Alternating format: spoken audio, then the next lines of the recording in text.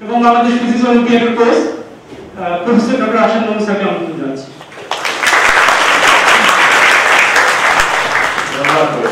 আমাকে অবশ্য চেয়ারম্যান হিসেবে পরিচয় না দেওয়াই ভালো, কারণ চেয়ারম্যান আমি আজ আছি কাল নাই, তাই না? এটা একটা তাছাড়া হচ্ছে নিয়মতান্ত্রিক একটা পরিবেশ। আমাকে চেয়ারম্যান হিসেবে পরিচয় দিলে আমার খুব মানে অস্বস্তি লাগে।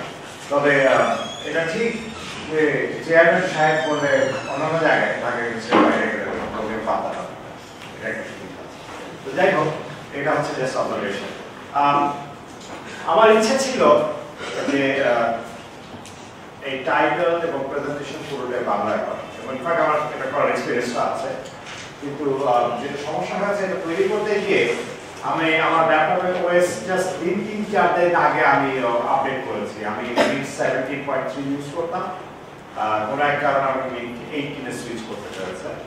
তো মিড 18 এ সুইচ করতে গিয়ে যেটা হয়েছে, আমি মানে বাংলায় কিছু লেখা ছিল কিন্তু সেটা আমি এখানে গালবোর্ড আসছিল, সেই জন্য শেষ করতে আজকে সকালে উঠে আমি ডিসাইড করলাম যে ওকে লেখা মানে তো এই জন্য। তো চাপ সামলার শুনতে কত ভালো লাগে, তাই না? তাহলে আমি মাঝখানে চিন্তাগ্রস্ত ছিলাম যে এই চাপটা কোন চাপ, গরুর চাপ, ছাগলের চাপ, না মুরগির চাপ, আমার বাসার বাড়িতে যেতে গেলে 7 বছর ধরে করে চাপ সামলাও একটা শাখা আছে, এই চাপ কি সেই চাপ? তো তারপর ওরা যখন এই প্রেজেন্টেশনটা রেডি করেছে তখন এটা চাপ সামলাম, তখন যাবে না না ঠিক আছে আমি ফুল সেন্সার ব্যবহার করছি। অবশ্য জানি না আমি এরকম মাঝে মধ্যে বাংলা যদিও ব্যবহার করার চেষ্টা করছি, কিন্তু মাঝে মধ্যে যেটা ডিজুস ল্যাঙ্গুয়েজ যেটাকে বলে সেটা সবসময় আমি ধরতে পারি। যেমন আমি সরি যদি একটু অফেন্ডেড হয়ে থাকেন, আমি প্রথমেই ক্ষমা চেয়ে দিচ্ছি। টেনা পেঁচানো শব্দটার সাথে আমি ব্যবহার করা শুরু করলাম মাঝখানে, হয় না আমি একটা জিনিস ব্যবহার করলে তখন আমার এক বন্ধু যিনি একটা প্রাইভেট ইউনিভার্সিটির টিচার, তিনি আমাকে ডানে কানে ডেকে বিশেষ করে বলেন এই সাবধানে ব্যবহার করার মতো অন্য কিছু মনে করতে পারে। তার মধ্যে ওই শব্দটা আমি ব্যবহার করি না, প্রায় 1.5 বছর পর আজকে ব্যবহার করলাম। তো প্রথমে আমি ক্ষমা চেয়ে নিচ্ছি। তো আমি অ্যাকচুয়ালি যেটা এই ছবির ভেতর দেওয়া আছে অনেক কিছু আছে, quantum physics, quantum biology, quantum computing, quantum chemistry. যাই হোক, আমি ফিজিসিস্ট, তো আমি অন্যান্য জায়গায় যেভাবে আসে কোয়ান্টাম সেটা আমি ব্যাখ্যা করতে যাবো না, কিন্তু যদি কোনো প্রশ্ন করে থাকো বা কারো যদি উৎসাহ থেকে থাকে তো সেই ক্ষেত্রে প্রশ্নোত্তর পর্বের সাথে জিজ্ঞেস করলে আমি যতটুকু আমার নলেজের ভেতর আছে আমি সেটা উত্তর দেওয়ার চেষ্টা করবো, ঠিক আছে? এটা 1। 2, ফিজিক্স ব্যাক মানে চয়েস করার কারণ হচ্ছে এই যে আমি নিজেই ফিজিসিস্ট ছাড়াও সাবজেক্টটা কিন্তু ফিজিক্স আগে শুরু হয়েছে, তার আগে কিন্তু এই জিনিসটা অন্য কোথাও ছিল না। তো অ্যাকচুয়ালি এটার পেছনে একটা ফিলসফি আছে, একটা অ্যালগরিদম আছে, এই অ্যালগরিদমটা এক্সপ্লেইন করতে আমি যাব। টিপিক্যালি এখানে ফিজিক্সের কজন আছে তো হাত তুলতে না? Okay fine. এখানে সেকেন্ড ইয়ার ফার্স্ট ইয়ার এরকম ছেলে বলে থার্ড ইয়ারের মধ্যে থাকার কথা, এখন থার্ড ইয়ার আমি বাইরে নিচ্ছি। যদি কেউ থার্ড ইয়ার এখানে থেকে থাকো, হয়তো নতুন থার্ড ইয়ার থাকতে পারো, কিন্তু পুরোনো থার্ড ইয়ারের ছেলে বলে যদি এখানে থাকো তাহলে আমি তোমাকে ওখানে একটু সাইজ করবো, ঠিক আছে? কারণ এখানে পরে আমি বাইরে চলে যাবো, বাইরে নিচ্ছি একদিন গল্প বুঝি তুমি। তো ইনফ্যাক্ট সেটা আমার চাপ না। তো এই টাইটেলটা চুজ করার পেছনে কারণ হচ্ছে সিডনি কোলম্যানের একটা লেকচার আছে। সিডনি কোলম্যান খুবই নামকরা একজন ফিজিসিস্ট, মারা গেছেন বছর 5-6 আগে আলজাইমারের কারণে। কিন্তু আলজাইমার না, মানে হি হ্যাড আদার প্রবলেমস, কিন্তু Alzheimer was the main reason. তো ফিজিসিস্ট না, তাহলে সেই জন্য টপটা আমি আরো লেভেল ডাউন করেছি। তো তার টপটা টাইটেল ছিল হচ্ছে ইনফ্যাক্ট সেটা থেকে inspired, quantum mechanics in your face. In your face বোঝায়, বুঝো যে লোকের সামনে যে মুখের কাছে এই জিনিসটা। তো আমার বাংলাদেশে এটা বোঝাতে পারবো না, এই জন্য আমার চাপ সামলা। তারপর আমি শেষ পর্যন্ত যেহেতু বাংলায় লিখতে পারলাম না, তখন কি চিন্তা করতে সকালে মনে হলো ঠিক আছে একেবারে এই মানে আমি ভাত খাই আইসিডের মতো বাংলা ইংরেজি করি, উল্টো করে লিখলাম চিন্তা প্রেশার অফ কোয়ান্টাম মেকানিক্স লেখা উচিত ছিল, কিন্তু এখানে কোয়ান্টাম মেকানিক্স বলছে তোমাকে নেওয়া আমার চাপ। সো প্রথমেই আমি ক্ষমা চেয়ে নিচ্ছি, কারণ অনেকের হয়তো অনেক রকম এক্সপেকটেশন থাকবে। আমি আনফরচুনেটলি আমার পক্ষে এই 1 ঘন্টার ভেতরে এই পুরো জিনিসটার উপর হয়তো আলোকপাত করা সম্ভব হবে। তো ফরম্যাটে এনেছি যদি কারো আশাভঙ্গ বা মোহমুক্তি ঘটে থাকে, ঠিক আছে?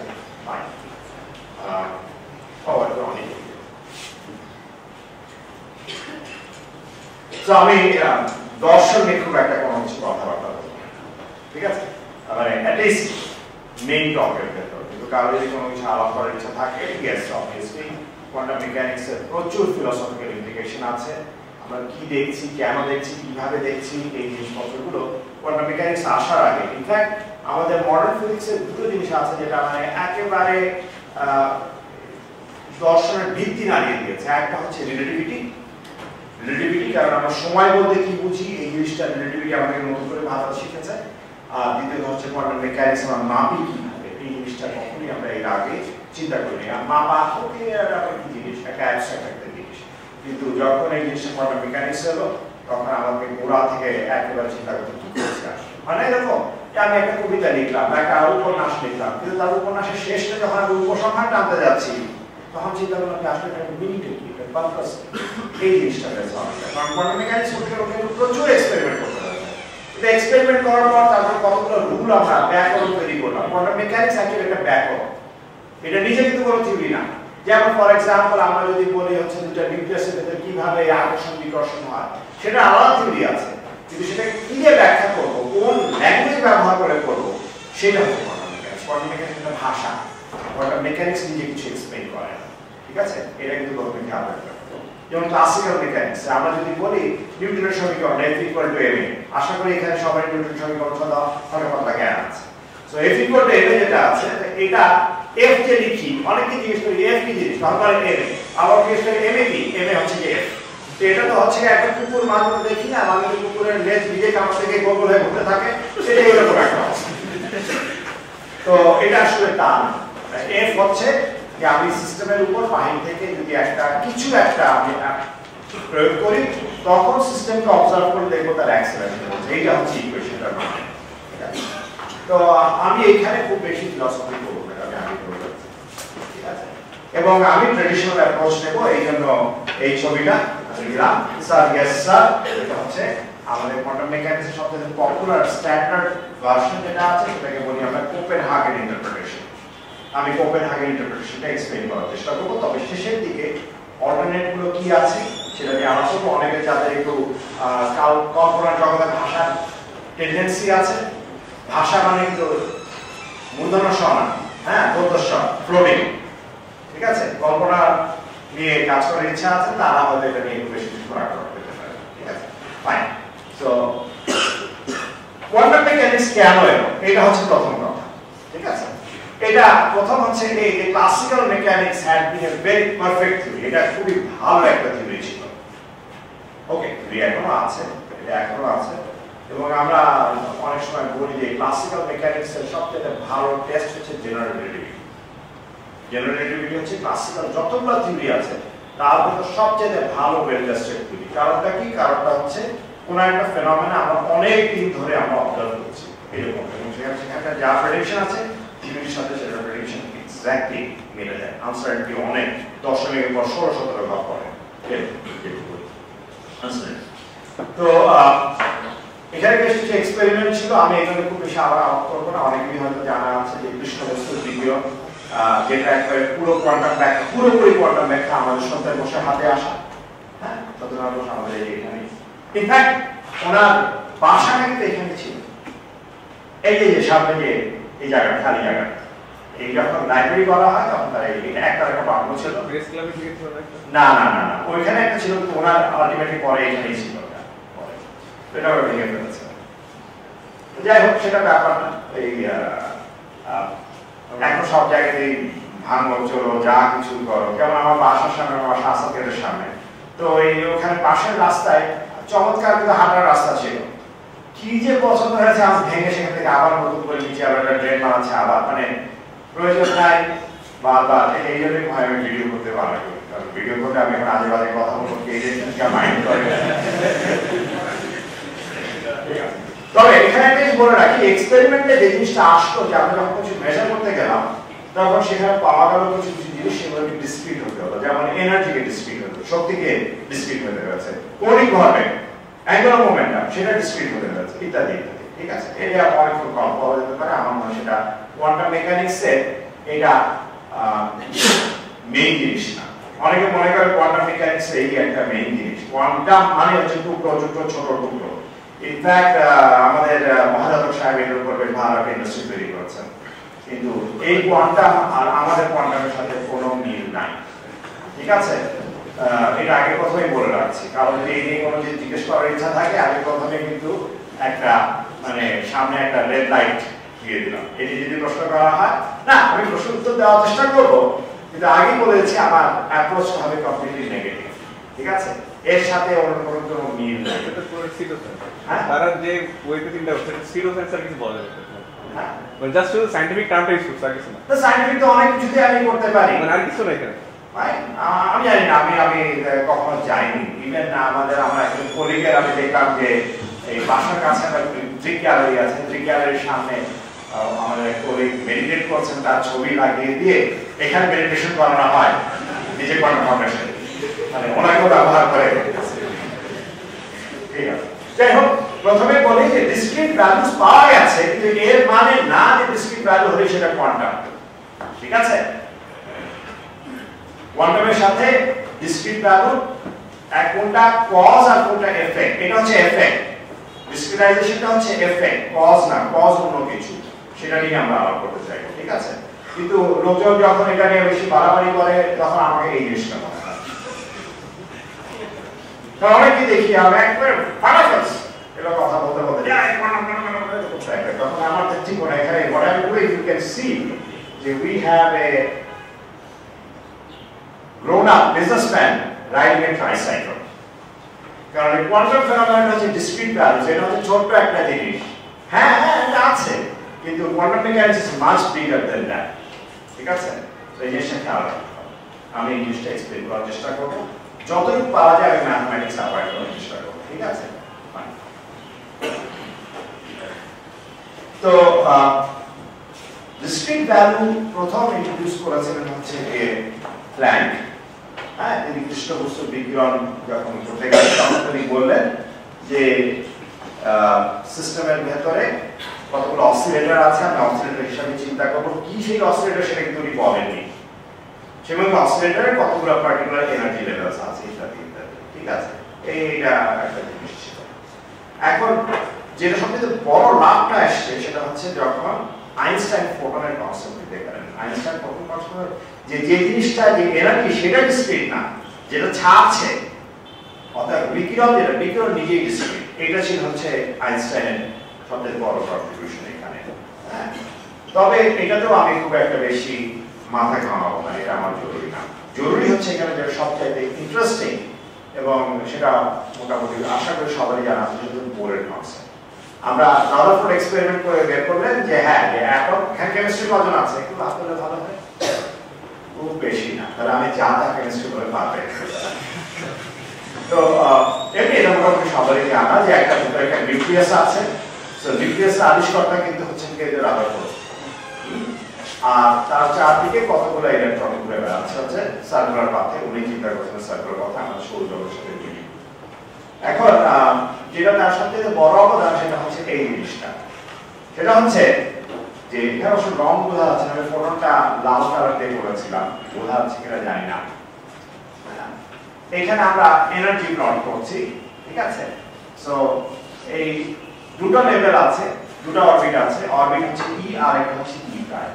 ঠিক আছে, আর বোর বললেন যে এরকম হতে পারে সিস্টেম যখন আমি ভেতরে এনার্জি যাই তখন ইলেকট্রন লোয়ার লেভেল থেকে জাম্প করে উপরের লেভেলে যায়, কিন্তু এখানে সে থাকতে পারে না, সে আবার ওখান থেকে উপর থেকে নিচে নেমে আসে।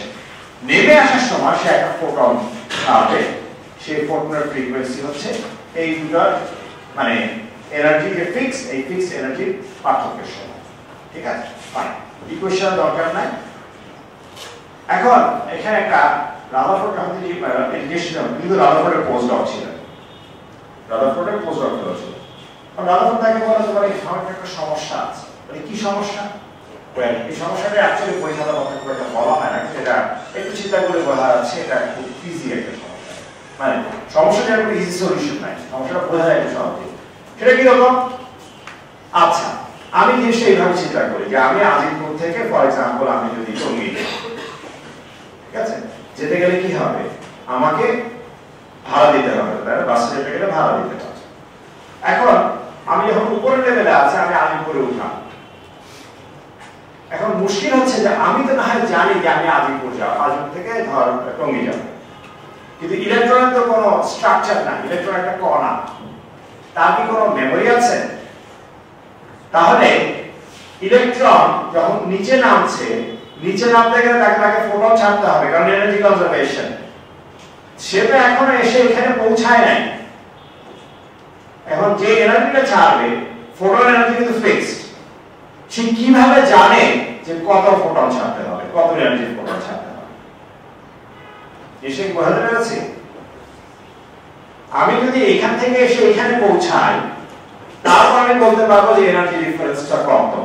কিন্তু আমি যখন এখানে পৌঁছাইনি, আমি জানি না কোথায় এসে আমি থামবো, তখন সেই ক্ষেত্রে আমি কতটুকু এনার্জি দেব বের করে আনব। ব্যাপারটা কিরকম, আমি বাসে উঠলাম কিন্তু আমি জানি না কোথায় যাচ্ছি, তারপর পকেট থেকে টাকা বের করে দিলাম, দেখা গেল সেটা একদম বিভাগ, এবং প্রত্যেকবার যখনই করছি এক্স্যাক্টলি একই। এটা একটা লজিক্যাল প্রবলেম না? এটা কি করে সম্ভব? ইলেকট্রন তো এখন পৌঁছায়নি, সে তার গন্তব্যস্থল জানে না, তখন সে কি করে জানে কোন ফোটন ছাড়তে হবে? এই সমস্যার সমাধান কিন্তু এই কোয়ান্টাম পিকচারে হয় না।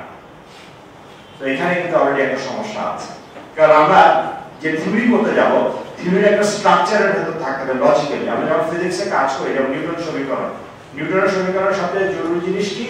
সেটা হচ্ছে আমরা বলে হচ্ছে ল্যাপ্লাসের ডিটারমিনিজম। ল্যাপ্লাসের কথা আছে যে যখন ল্যাপ্লাস তার বই লেখেন, সে বইয়ের একটা কপি উনি নেপোলিয়নকে দিলেন। সেটি উনি ছিল যে প্যারিসের যে একাডেমিক হেড, তো উনি ইয়েকে দিলেন। নিউটন উল্টে নিউটন না, নেপোলিয়ন উল্টে পাল্টে দেখে বলেন যে এখানে তো কোথাও গডের কথা লেখা নাই। There is no mention of God as we try to describe the whole of structure of the universe. How is this possible? Laplace তাকে বলেছিলেন, I have no need for God. He was so much, confident. The confidence ছিল হচ্ছে Newton সমীকরণের উপর। Newton সমীকরণ যদি আমরা তাকাই, যেমন আমরা জানি x লেভেলও পড়ি যে x = x0 + v0 t + 1/2 at², ঠিক আছে? এটা ডিক্টেট হচ্ছে ফোর্স দিয়ে, কিন্তু আমার যদি জানতে হয় তাহলে x0 ইনিশিয়াল পজিশন এবং ইনিশিয়াল ভেলোসিটি। আমি যদি জানি আমি কোথা থেকে শুরু করলাম এবং কোন দিকে যাব, যদি কোনো ফোর্স নাও থাকে, আমি বলতে পারি যে এত সময় পর আমি এখানে এসে পৌঁছাবো।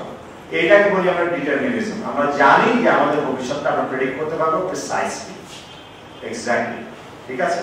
এটা কিন্তু আবার সেই ইয়ের মতো না, কিন্তু জ্যোতিষশাস্ত্রের মতো না। জ্যোতিষশাস্ত্রে জাস্ট প্রত্যেক দিনের যে প্রেডিক্ট করা হয় সেটা কেটে আমি যখন আবার সামনে রাখি, র্যান্ডমলি ঘুরিয়ে দেখি, ওই সবগুলো একই রকমের, কোনো পার্থক্য নেই। আজকে আপনার দিনটি ভালো যাবে, পরের দিন দেখবে যে আপনার দিনটা ভালো যাবে না, প্রিয় মানুষের সাথে মনোমালিন্য হতে পারে, ইত্যাদি ইত্যাদি, ঠিক আছে?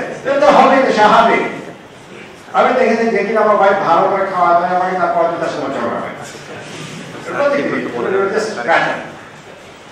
So this was a very important thing, that the Laplace's determinism এই জিনিসটা, কারণ আমি প্রেডিক্ট করতে পারছি না, আমার প্রেডিকশন না, আমি শুরু করলাম এক জায়গা থেকে, এমন করে লেভেল থেকে শুরু করলাম, এই ফাইনাল লেভেলে আসতে যাচ্ছি, কেমন করে ছাড়বো সেটা আমি বলতে পারছি না।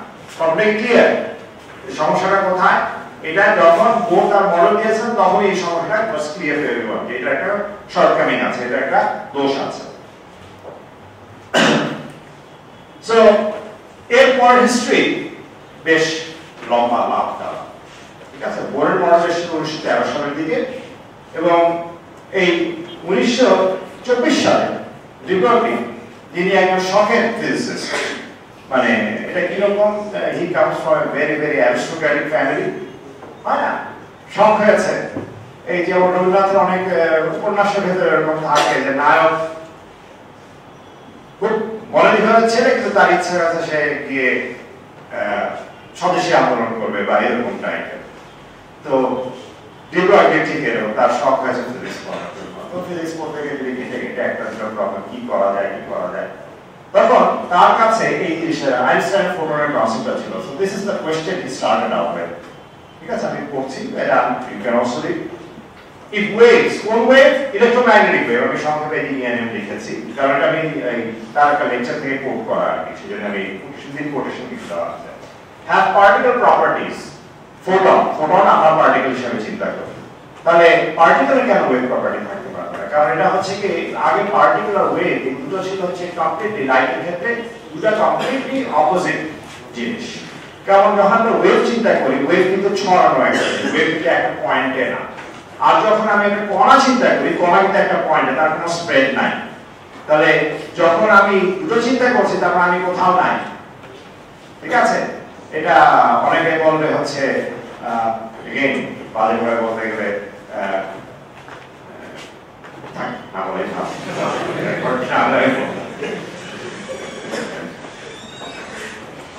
তো তিনি যখন সাজেশনটা দিলেন এবং তিনি একটা সমীকরণ দিলেন যে লাইটের ক্ষেত্রে যে মোমেন্টাম আর ওয়েভলেংথের যে সম্পর্ক সেই একই সম্পর্কটা প্রযোজ্য হবে হচ্ছে গিয়ে পার্টিকেলের জন্য ঠিক আছে এখন এটা করতে গিয়ে তাকে প্রমাণ করতে হবে যে আমার পার্টিকেলের ওয়েভ আছে এখন ওয়েভের প্রপার্টি কি ওয়েভ এর প্রপার্টি কি সেটা হচ্ছে আমরা জানি বৃক্ষতমার নাম কি উত্তর হয় ফলে পরিচয় ঠিক একই জিনিস তো ফলে কিভাবে পরিচয় দেয় কোনো জিনিস যদি ওয়েভ হয়ে থাকে ওয়েভের দুটো জিনিস থাকতেই হবে একটা হচ্ছে ইন্টারফিয়ারেন্স হ্যাঁ ইন্টারফিয়ারেন্স আমরা বলতে উপরিপাত না ব্যতিচার আর হচ্ছে না আর এই হচ্ছে অপবর্তন ডিফ্র্যাকশন হচ্ছে অপবর্তন তাই ঠিক আছে আমার মাঝে মধ্যে ব্যতিচার অপবর্তন আর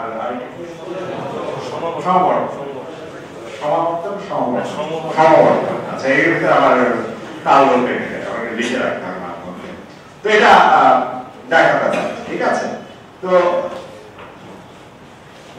এক্সপেরিমেন্টটা কিরকম সহজ এক্সপেরিমেন্ট আমরা তো এই জিনিসটা দেখি ইনফ্যাক্ট এটা করার জন্য আমি সাথে জিনিসও নিয়ে এসেছি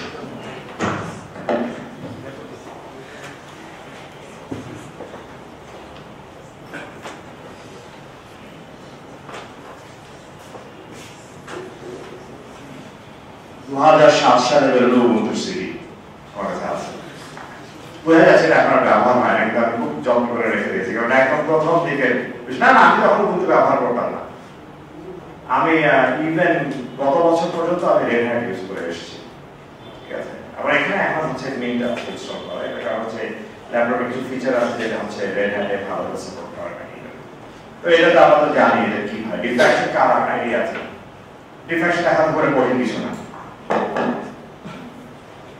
আমার সাথে সব এক্সপেরিমেন্টের জিনিসই আছে এটা কি এটা একটা লেজার পয়েন্ট সো এই যে লেজার দেখ so all I have to do এই জন্যই ক্লিপ অন মাইক্রোফোন দরকার ঠিক আছে আমরা একদম হেল্প করি না লাগবে না আমার মনে হয় আমি যখন কথা বলা লাগবে তখন কাছে এসে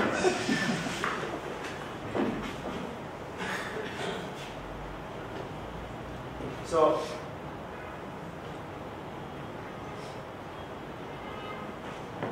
আচ্ছা আমার বাসায় এক্সপেরিমেন্ট করেছি তো দেখি but you can see very আচ্ছা কোথায় ফেলবো এটা স্যার এটা ব্যাকগ্রাউন্ডে ফেলে ভালো কোন ব্যাকগ্রাউন্ড এটা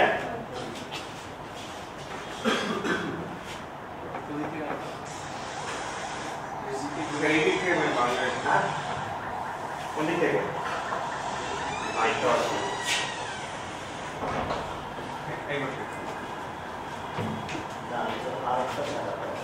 Hey, there we go.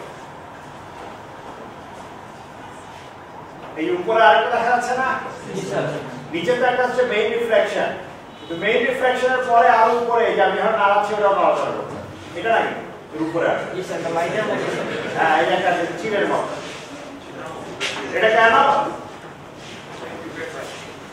এটা একটা সাইজিং কারণ এটা রিফ্রাকশন গ্রেডিং তো লাইট যেখানে পড়বে সেটা ছাড়া অন্য অ্যাঙ্গেলেও কিন্তু সে যেতে পারে এখানে তো অত ভালো লাগছে বাসায় আমি সকালে এক্সপেরিমেন্ট করেছি 6টার দিকে তো ওইখানে আমি 3টা পর্যন্ত পেয়েছি ঠিক আছে কিন্তু এটা is not a very hard experiment যে কোনো একটা এই যে লেজারের পয়েন্টার আছে এই কিরিং এর সাথে পাওয়া যায় আর একটা সিডি আমাদের সময় এইগুলো করার জন্য লেজার এরকম ভাবে অ্যাভেলেবল ছিল না সেকেন্ড ইয়ার ল্যাবে তোমরা করো বোধ হয় তোমরা করো নাই করবা এটা হচ্ছে অন্ধকার ঘরের ভিতর ঢুকে সোডিয়াম ল্যাম্প তারপর হচ্ছে রিফ্র্যাকশন গ্রেডিং আবার দেখে মনে হবে যেন এই যে এরকম টাইপের একটা জিনিস কিছু একটা নিয়ে মানে মশা মারতে কামান দেখা কামানা ট্যাঙ্ক দেখা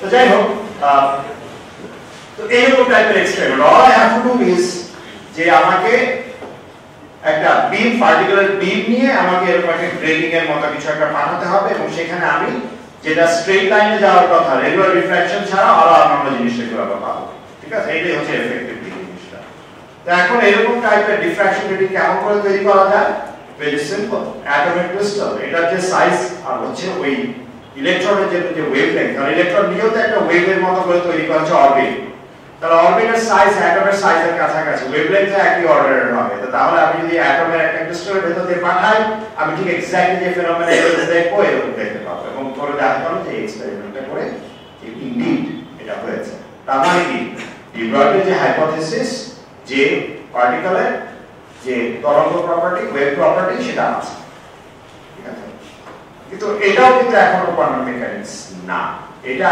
কোয়ান্টাম মেকানিক্সের দিকে আমরা যাচ্ছি এটা হচ্ছে কিভাবে আমাদের উপর চেপে আসছে হচ্ছে কোয়ান্টাম মেকানিক্সের রুলগুলো ঠিক আছে তার মানে হচ্ছে এই যে আমি কোনো একটা অবজেক্টকে ডেসক্রাইব করতে গেলে শুধুমাত্র একটা ছোট্ট পয়েন্ট একটা কণা দিলে আমি বলতে পারবো সেটা হচ্ছে একটা স্প্রেড আছে ঠিক আছে ফাইন এবং এরকম এক্সপেরিমেন্ট আরো লোকজন করেছে অন্যান্য এক্সপেরিমেন্ট ওয়েভের অনেকগুলো এক্সপেরিমেন্ট আছে যেমন লাইট যে ওয়েভ এটাও কিন্তু প্রমাণ করতে লোকজনকে কিন্তু বেশ খাটাখাটনি করে হতে হয়েছে এই ডিফ্রাকশন গ্রেডিং করা এই ছবিটা কিন্তু হচ্ছে এই ইয়াংয়ের নিজের আঁকা ইয়াংয়ের নিজস্ব লেকচার নোট ইয়েতে ছিল রয়্যাল সোসাইটিতে সেই রয়্যাল সোসাইটিতে প্রেজেন্টেশন দিল উনি নিজেই এটা তার কাগজের মধ্যে ছবিটা এঁকেছিলেন এটা আমি মানে নেটের সাহায্যে খুঁজে দিতে পারবো তার নিজের একাই অনেকগুলো ছবি আছে এবং তার মাথায় যে আইডিয়াটা এসেছিল সেটা পানির রিপোর্ট থেকে এই আইডিয়াটা তো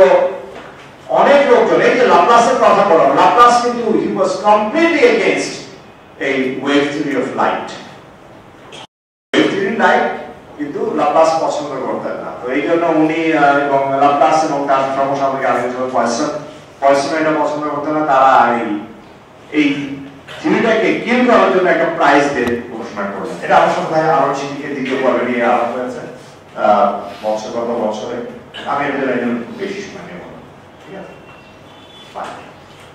তো প্রথম যে জিনিসটা হয়েছে যে তরঙ্গ থাকলে হ্যাঁ যেটা সবচেয়ে বড় সমস্যা সেটা হচ্ছে পার্টিকেল একটা পার্টিকুলার পথে যাবে না কারণ কি যদি একটা পার্টিকেল হয় পার্টিকেল একটা লাইনে যায় ওয়েভ হলে আমরা দেখতে পাচ্ছি সেটা ডিফ্রাকশন গ্রেডিং এর ভিতরে এরকম একটা না কয়েকটা প্রতিবিম্বের মতো পাওয়া যায় তার মানে কি তার পথ কি একটা অনেকগুলো পাব তার মানে কি আমার প্রেডিকশন কিন্তু অলরেডি কম কারণ আমি যদি বলতে পারি একটা ইনপুট দিলে একটা আউটপুট তাহলে কিন্তু প্রেডিক্টেবিলিটি আছে কিন্তু এখানে আমি কিন্তু বিনটা একটা ইউজ করেছি ইনিশিয়াল বিনে একটা আউটপুট এসে কিন্তু কয়েকটা তার মানে কি আমি কি প্রেডিকশন করতে পারছি না আমি এক্সাক্ট প্রেডিকশন করতে পারি না তাহলে এই কারণে বোঝা যাচ্ছে যে আমাকে ইভেন্চুয়ালি আমাকে স্ট্যাটিস্টিক্স বা পরিসংখ্যানের কিছু একটা প্রবাবিলিটি নিয়ে কিছু একটা কাজ করতে হবে সেদিকে আমরা আস্তে আস্তে ঠিক আছে এটা ক্লিয়ার যে কেন আমি এখন প্রেডিকশনটা যে স্ট্যান্ডার্ড যে প্রেডিকশন ইহা করে ইহা হয় সুলাইমানি খোয়াব নামার মতো অবস্থা কোনো কিছু নাই আমি সবসময় ব্যবহার করি কারণ হচ্ছে খোয়াব নামায় যদি রিমেম্বার করি ফার্ম গেটে নিচে হাঁটা হয় তাহলে দেখা যাবে লোকজন কাগজপত্র নিয়ে বসে আছে খোয়াবে কালো বিড়াল দেখলে কি হয় বা ভাঙ্গা আয়না দেখলে কি হয় নিজের দাঁত পড়ে গেলে কি হয় কারণ যদি জিজ্ঞেস করা হয় যে কেন কোনো উত্তর নাই এটাই স্যার এইভাবেই হয় কি করবো সো যে জিনিসটা আমি এতক্ষণ বলার সময় ছবিটা এখানে দেওয়া আছে যে আমি এ থেকে যদি বিতে যাই নিউটনের ল বলে যে কোনো ফোর্স যদি দেওয়া না থাকে তাহলে এটা একটা স্ট্রেট লাইনে যাবে কিন্তু যখন আমার এই রিফ্লেকশনের পথ যা বেরোচ্ছে আমি কিন্তু বলতে পারছি না কোন পথে যাবে তাহলে ব্যাপারটা ঠিক উল্টাও হতে পারে যে আমি এ আর বি এর ভিতরে একটা পথ না অনেকগুলো পথ থাকতে পারে আই ক্যানট প্রেডিক্ট এখানে তো একটা বড় একটা সমস্যা আছে let's go back end look at this picture এইটা আমি কি বলছি যে আমি ই আর ই প্রাইম দুটো কক্ষপথ আছে আমি যখন ই তে থাকি তখন ই প্রাইমে থাকি না কিন্তু যদি আমি একটা ওয়েভ হয়ে থাকি বা স্প্রেড অবজেক্ট হয়ে থাকি, আমি এক জায়গায় নাই, আমি ছড়ানো, তাহলে কি আমি ইতেও আছি, আমি ই প্রাইমেও আছি।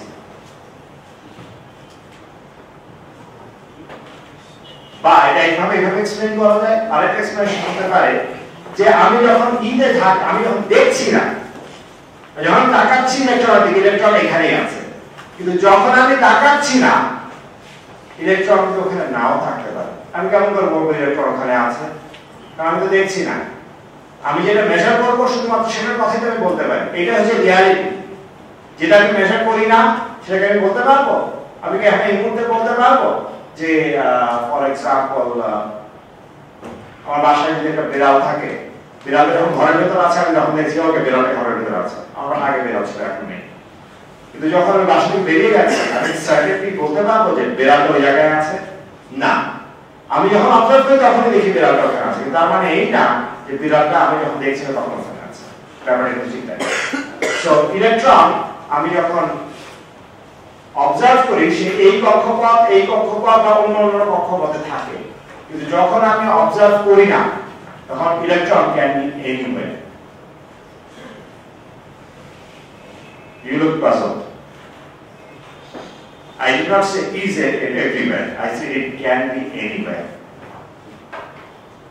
Probability.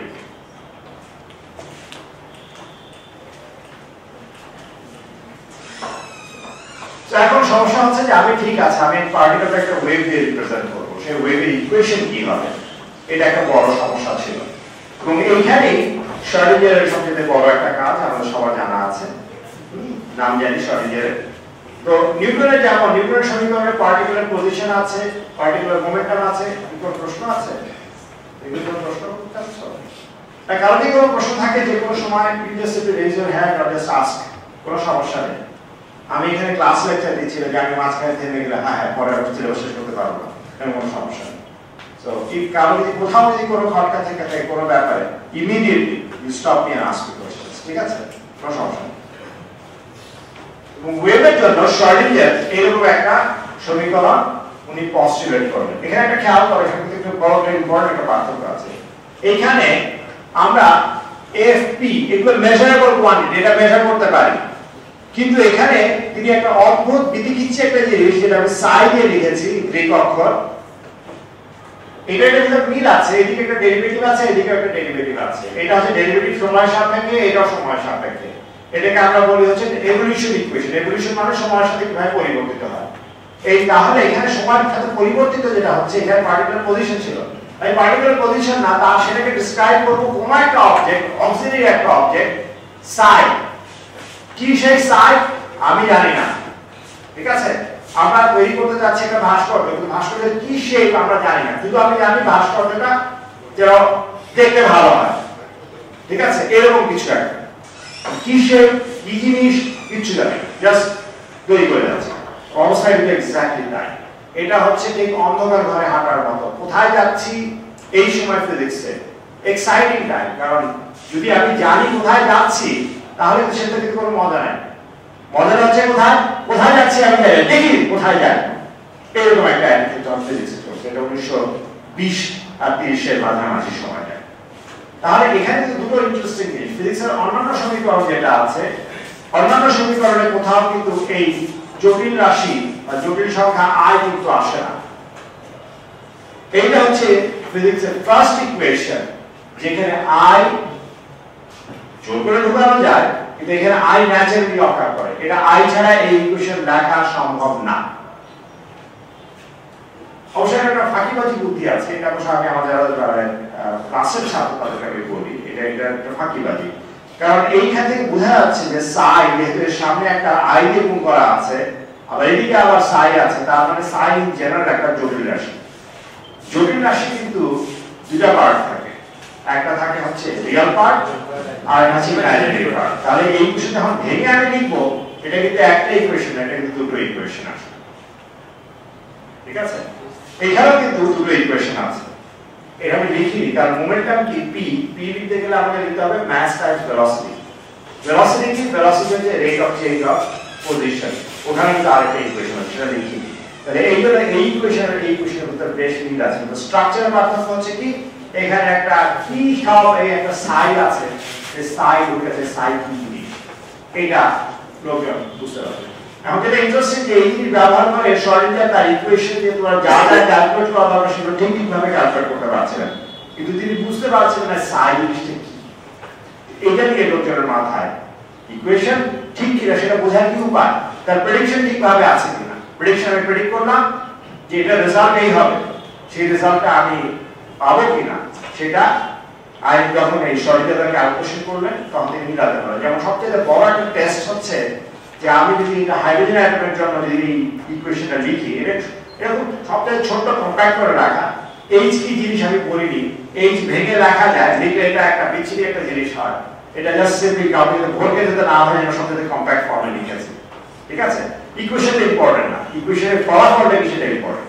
তাহলে রেজাল্ট আমি শেষে কি ক্যালকুলেট করতে পারবো সিস্টেমের জন্য, যেগুলো এনার্জি, যেমন আমরা যখন মাপি এনার্জি গুলো কি আসে সেটা মেলে কিনা। শর্টেনজার এর আগে আরো কয়েকটা ইকুয়েশন ট্রাই করেছে, কোনটার রেজাল্ট মিলছিল না, এক্সাক্ট মিলছিল না। যদি যখন এই ইকুয়েশনটা করে তার সলিউশন বের করলেন, দেখবেন যে এটা এক্স্যাক্টলি যেটা এক্সপেরিমেন্টালে লোকজন বের করেছে তার সাথে মিলে, তখন তিনি ইকুয়েশনটা বললেন যে হ্যাঁ this is the equation that we should try. কিন্তু এখন ঝামেলা রয়ে গেল এই সেই সুন্দর দেখতে কিন্তু মিনিংলেস একটা সাইন, এটা মানে ইহা কি। যেমন এর আগে একটা আমার মনে আছে, আমরা একটা নাটক টিভিতে দেখেছিলাম, এই ডক্টর আমন হক যিনি আগে বইয়ের কেমিস্ট্রি ফ্যাকাল্টি ছিলেন, উনি একটা পার্ট করেছেন। তাহলে যাকে গেছেন হচ্ছে পাশ থেকে রাগ করে বেরিয়ে চিড়িয়াখানায়, তো ওইখানে গিয়ে চিড়িয়াখানায় গিয়ে জিরাফের দিকে হাত করে দাঁড়িয়ে আছে। তখন রামন হক এসছেন, গ্রাম থেকে আসা একটা ভাইজান এই যে আমরা তিনি গোস্ত খাওয়া যায়,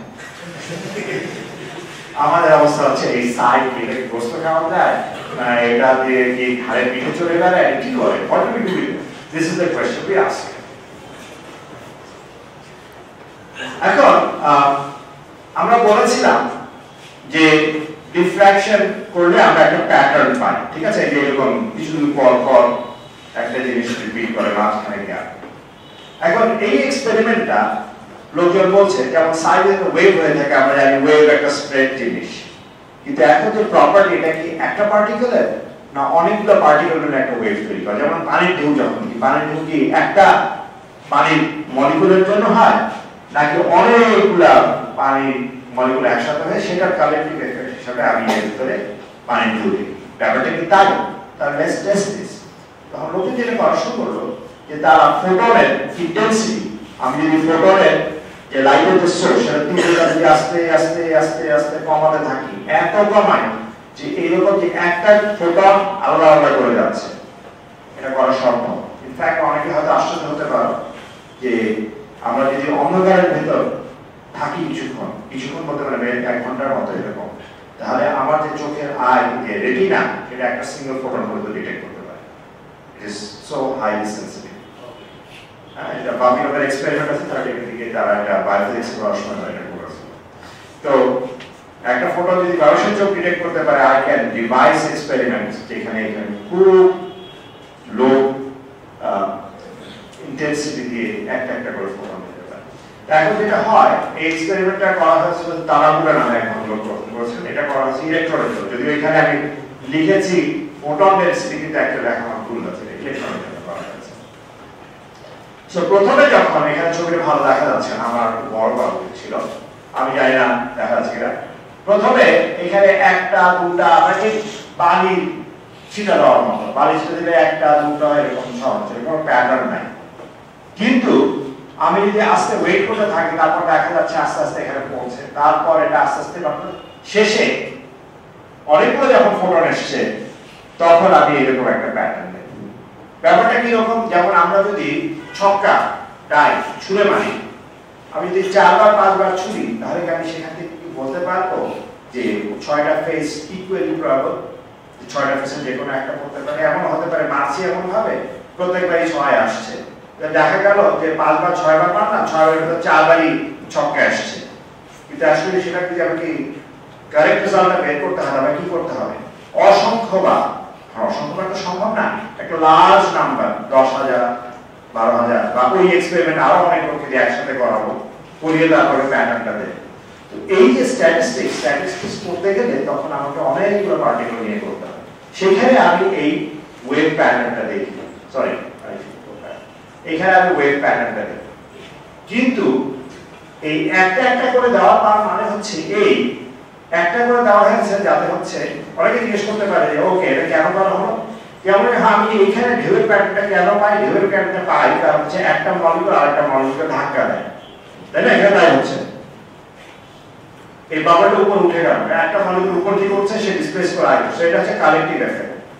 এটা কালেক্টিভ এফেক্ট যাতে না কিনা সেটা চেক করার উপায় কি, আমি যদি আলাদা করে দিতাম, যদি এখানে একটা মলিকিউল আমার আলাদা, এখানে একটা মলিকিউল, প্রত্যেকটা মলিকিউলকে আলাদা করে দিই, তাহলে এখানে একটা মলিকিউলকে না রেখে অন্য মলিকিউলকে সে এফেক্ট করতে পারবে? পারবে না। এই জিনিসটা চেক করার জন্যই তারা ফোটন হোক বা ইলেকট্রন হোক প্রত্যেকটা আলাদা আলাদা একটা করে পাঠিয়েছে, সো দ্যাট একজন আরেকজনের সাথে ষড়যন্ত্র যাতে না করতে পারে। যেরকম হয় না যে অনেক সময় আমরা কোনো একটা টেস্ট করতে গেলে ঠিক করি, এই দিদি এটা উত্তর দিবি, আমি কি এটা উত্তর দেবো, এরকম করা হয়েছে না? আমি জানি, এটা করি, আমরাও করেছি, ঠিক আছে?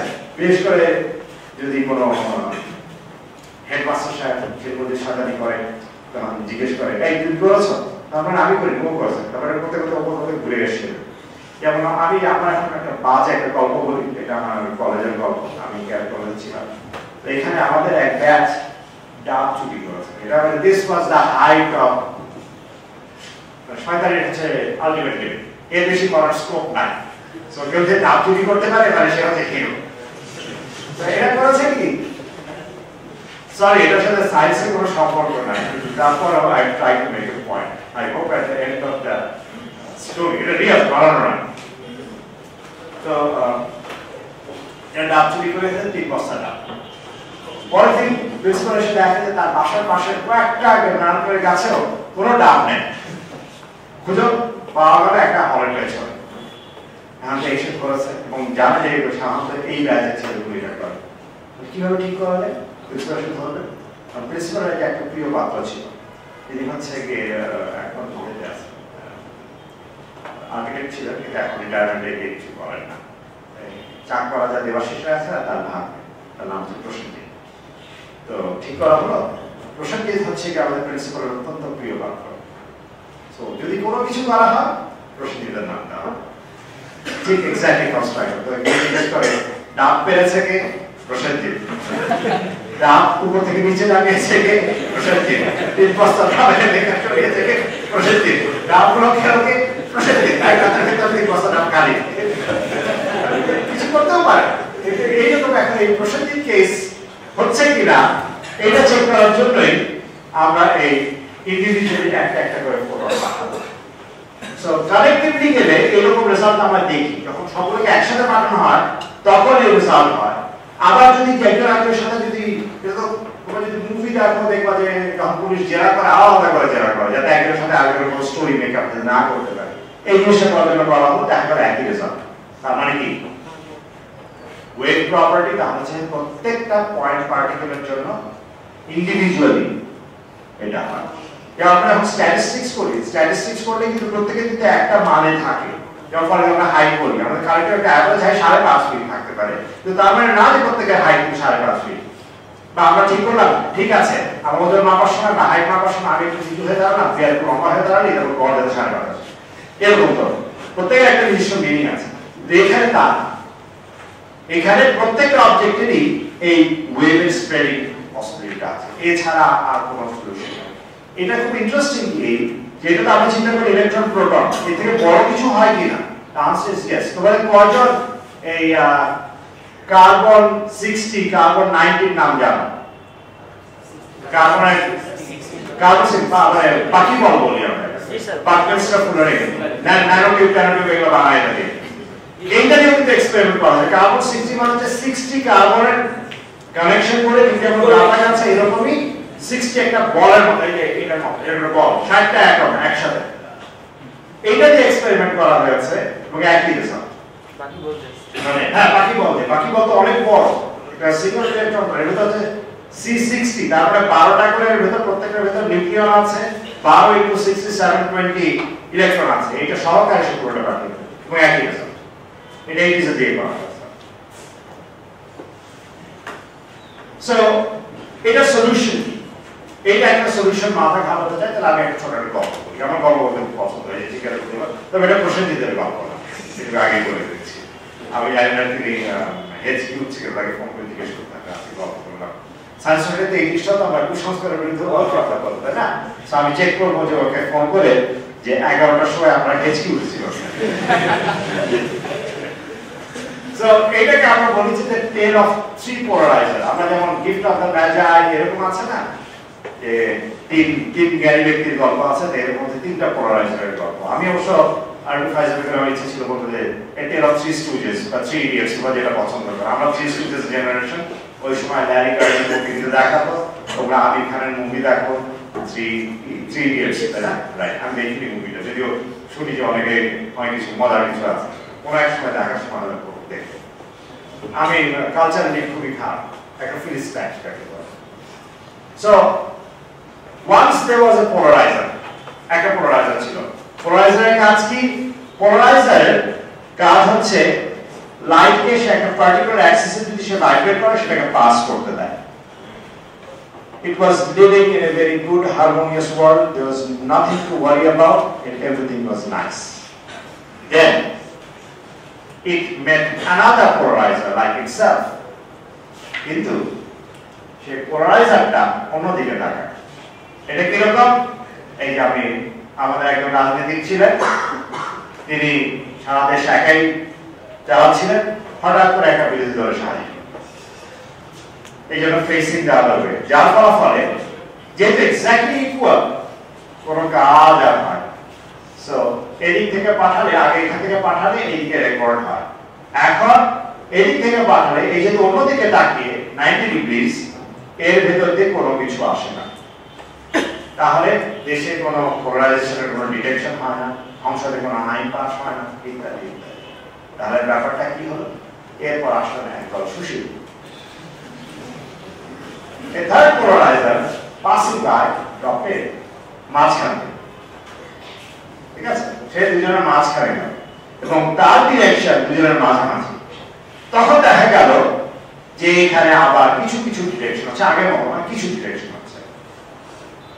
প্রশ্ন হচ্ছে এই গল্পের মানে মোরালের বাংলা কি, নীতি কি, বা ওই সবের গল্পের শেষে প্রত্যেকটা গল্পের একটা উপসংহার কিছু একটা থাকে না, এরকম এই গল্পের উপসংহারটা। আমি কোনো ফিজিক্সে কিছু বলি না, দুজন কথা বলে না একে অপরের সাথে, মাঝখানে ঢুকলে তারপর কিছু কাজটা চলা শুরু হলো। কিভাবে হলো কাজ?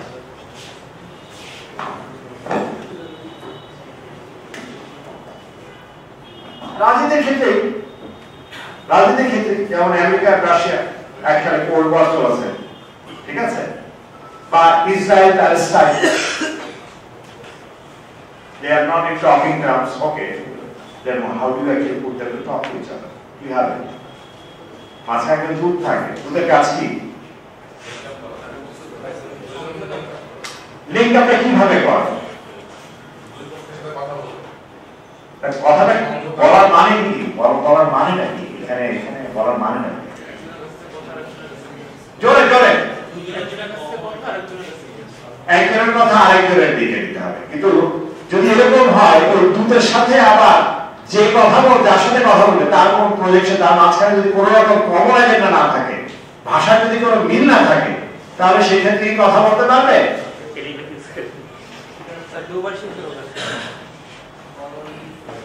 দোভাষীর সাথে যদি কথা বলতে পারে, দোভাষী এটা এরকম যে ধরা যাক আমি বলি চাইনিজ, তুমি বলো হচ্ছে ফ্রেঞ্চ, এখন ও আছে মাঝখানে, ও আরেকবার ধারের ভাষায় কথা বলে। যদি এরকম হয় ওর ভাষার আমার ভাষার মধ্যে কোনো মিল নাই, তোমার আর ওর ভাষার মধ্যে কোনো মিল নাই, তাহলে কি আমাদের মধ্যে কথা চালাচালি সম্ভব? সম্ভব না। কিন্তু যদি এরকম হয় আমি বাংলা বলি, ও হিন্দি বলে, কিন্তু হিন্দি আর বাংলার মধ্যে কমন ভয়েস মিল আছে, তাহলে ও তো আমি যা বাক্য করবো তাতে কিছু মিলবে, তাই না? আবার ওই হিন্দির সাথে আবার যদি ওর ভাষার কিছুটা মিল থাকে, এটা কষ্টুর ভাষা মিল আছে, তাহলে সেই ক্ষেত্রে আমি ওকে ব্যবহার করে তোমার সাথে কমিউনিকেট করতে পারবো। কিন্তু যদি সরাসরি তোমার সাথে কথা বলতে যাই, কিছু বুঝবা? So this is the trick. So এখানে যেটা করে সেটা হচ্ছে এই পোলারাইজার যে মাঝখানে ঢুকে আছে তার যে ডিরেকশন, প্রত্যেকটা কিন্তু একটা ডিরেকশন আছে, এর যে ডিরেকশন এইটার মাঝামাঝি যে ডিরেকশন হয় তাহলে কি হচ্ছে এর এই দিকে প্রজেকশন হয়, কিন্তু মাঝখানে এই যদি না থাকে এর সাপেক্ষে এটা কিন্তু 90 ডিগ্রি, কিন্তু মাঝখানে যদি এটা 45 ডিগ্রি 30 ডিগ্রি 10 ডিগ্রি মোট কথা 90 না এরকম যদি কিছু থাকে তখন সেক্ষেত্রে কি হবে এর ভেতর থেকে যেটুকু পার্ট সেটা নেবে নিয়ে তারপর এখান থেকে এর কাছে পাস করবে, কারণ এটার সাথে এটা 90 ডিগ্রি না, মাঝখানে যে আছে সে not 90 degree to either of that, মাঝখানে কিছু একটা অ্যাঙ্গেল আছে সেটা 0 না 90 ডিগ্রি না, যার ফলাফলে এই যে যখন ভাষার যে ল্যাঙ্গুয়েজের কমন থেকে থাকে তখন শুধুমাত্র কিছু ইনফরমেশন ট্রান্সমিট হবে, পুরোটা হবে না কিন্তু কিছু হলেও ট্রান্সমিট হবে। অন্তত বলা যাবে okay I don't hate you, এটুকু অন্তত বলা যাবে, ঠিক আছে। আর যদি ওর মাঝখানে না থাকে তখন মুখে বের করছে আই হেট ইউ। সো এটা এফেক্টিভলি জিনিসটা বোঝায় যে আমরা we are dealing with vectors, কারণ ভেক্টরের তো প্রজেকশন আছে, অন্য কিছু তো প্রজেকশন থাকে না। লেটস থিংক আর কি কোনো সলিউশন আছে এটা?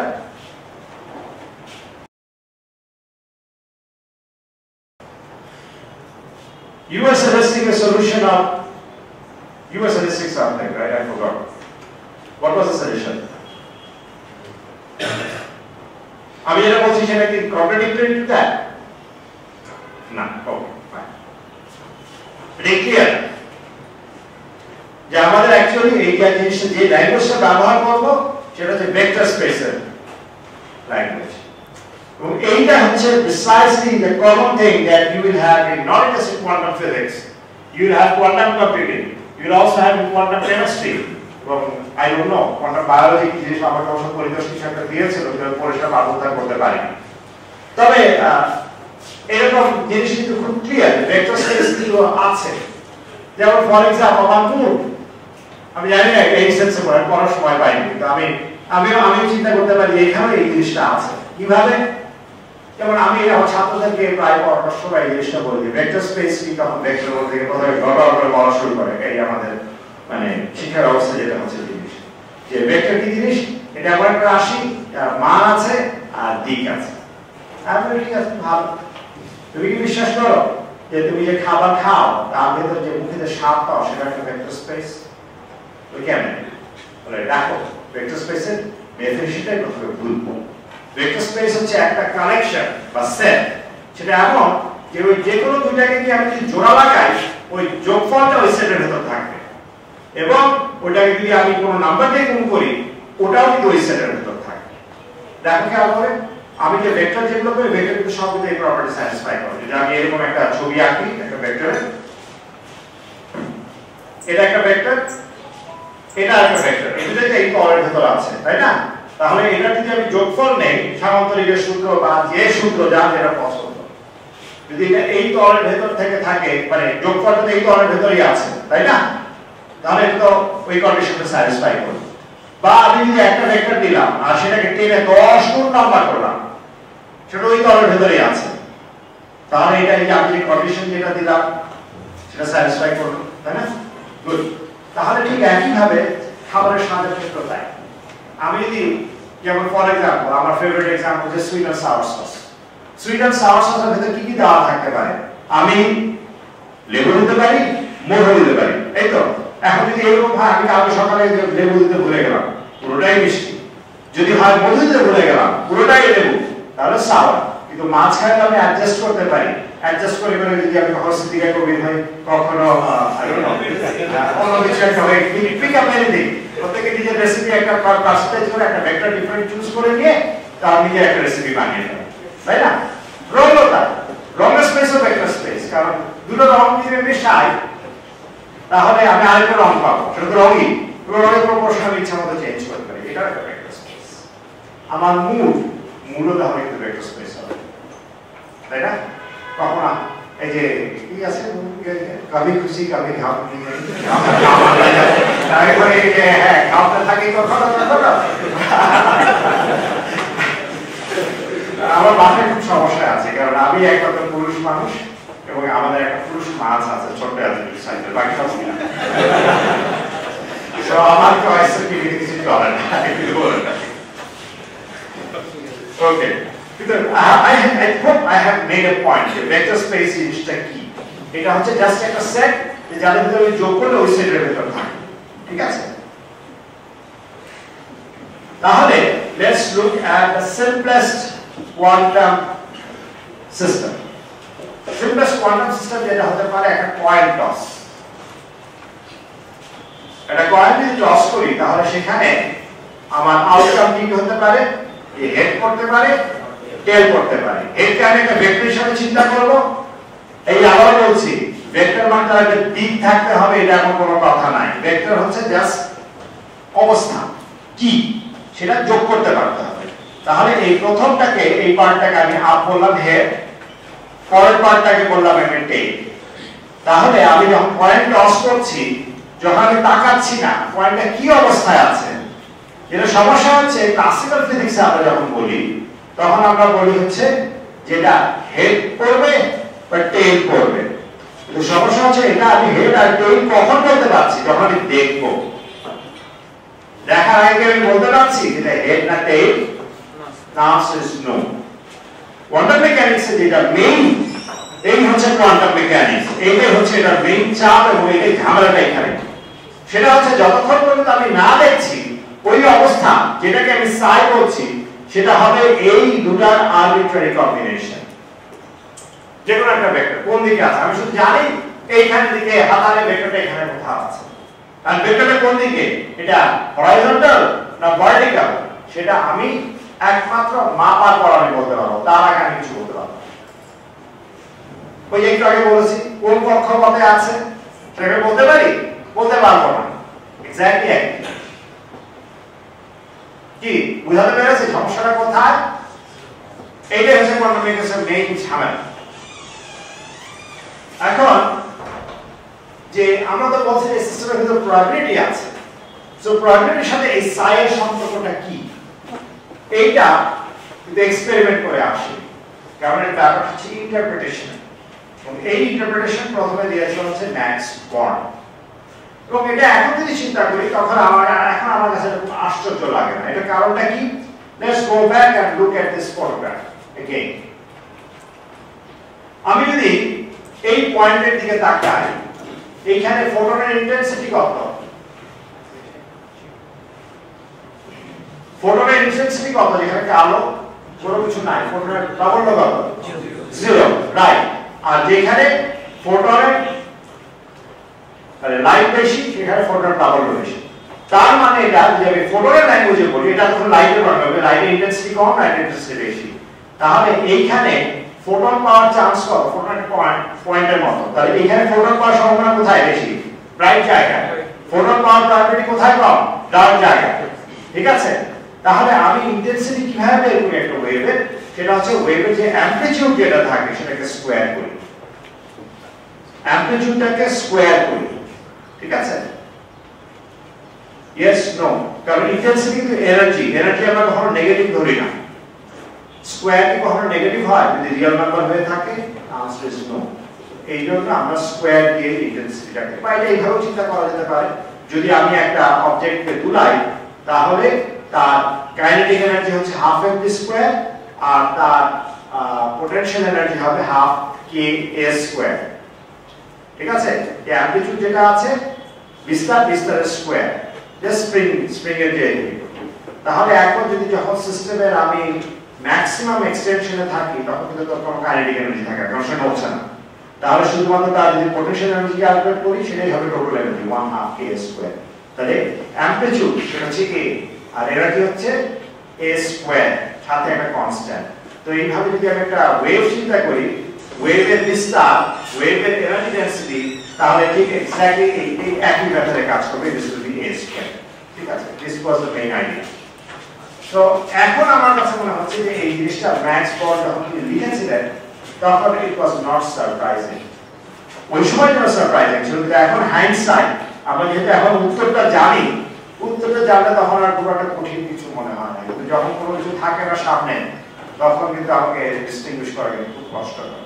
বাই দ্য ওয়ে, ম্যাক্স বর্নের কিন্তু যারা এখানে সঙ্গীতজ্ঞ আছে তারা কিন্তু ম্যাক্স বর্নের কিন্তু ফেমাস কি বলে তার বংশধর আছে নন ফিজিসিস্ট জানো তোমার টু ইয়াং অলিভিয়া নিউটন জন এর সাথে জন ট্রাভোল্টার সাথে মুভি করেছিল গ্রিস স্যাটারডে নাইট ফিভার তিনি ম্যাক্স বর্নের নাতনি তারপরে যেমন এরকম আছে অনেক ফিজিসিস্টের ছেলে মেয়ে আছে যারা খুব ফেমাস যেমন Irene Jacob is daughter of Maurice Jacob যে সার্ভে ডিরেক্টর ছিল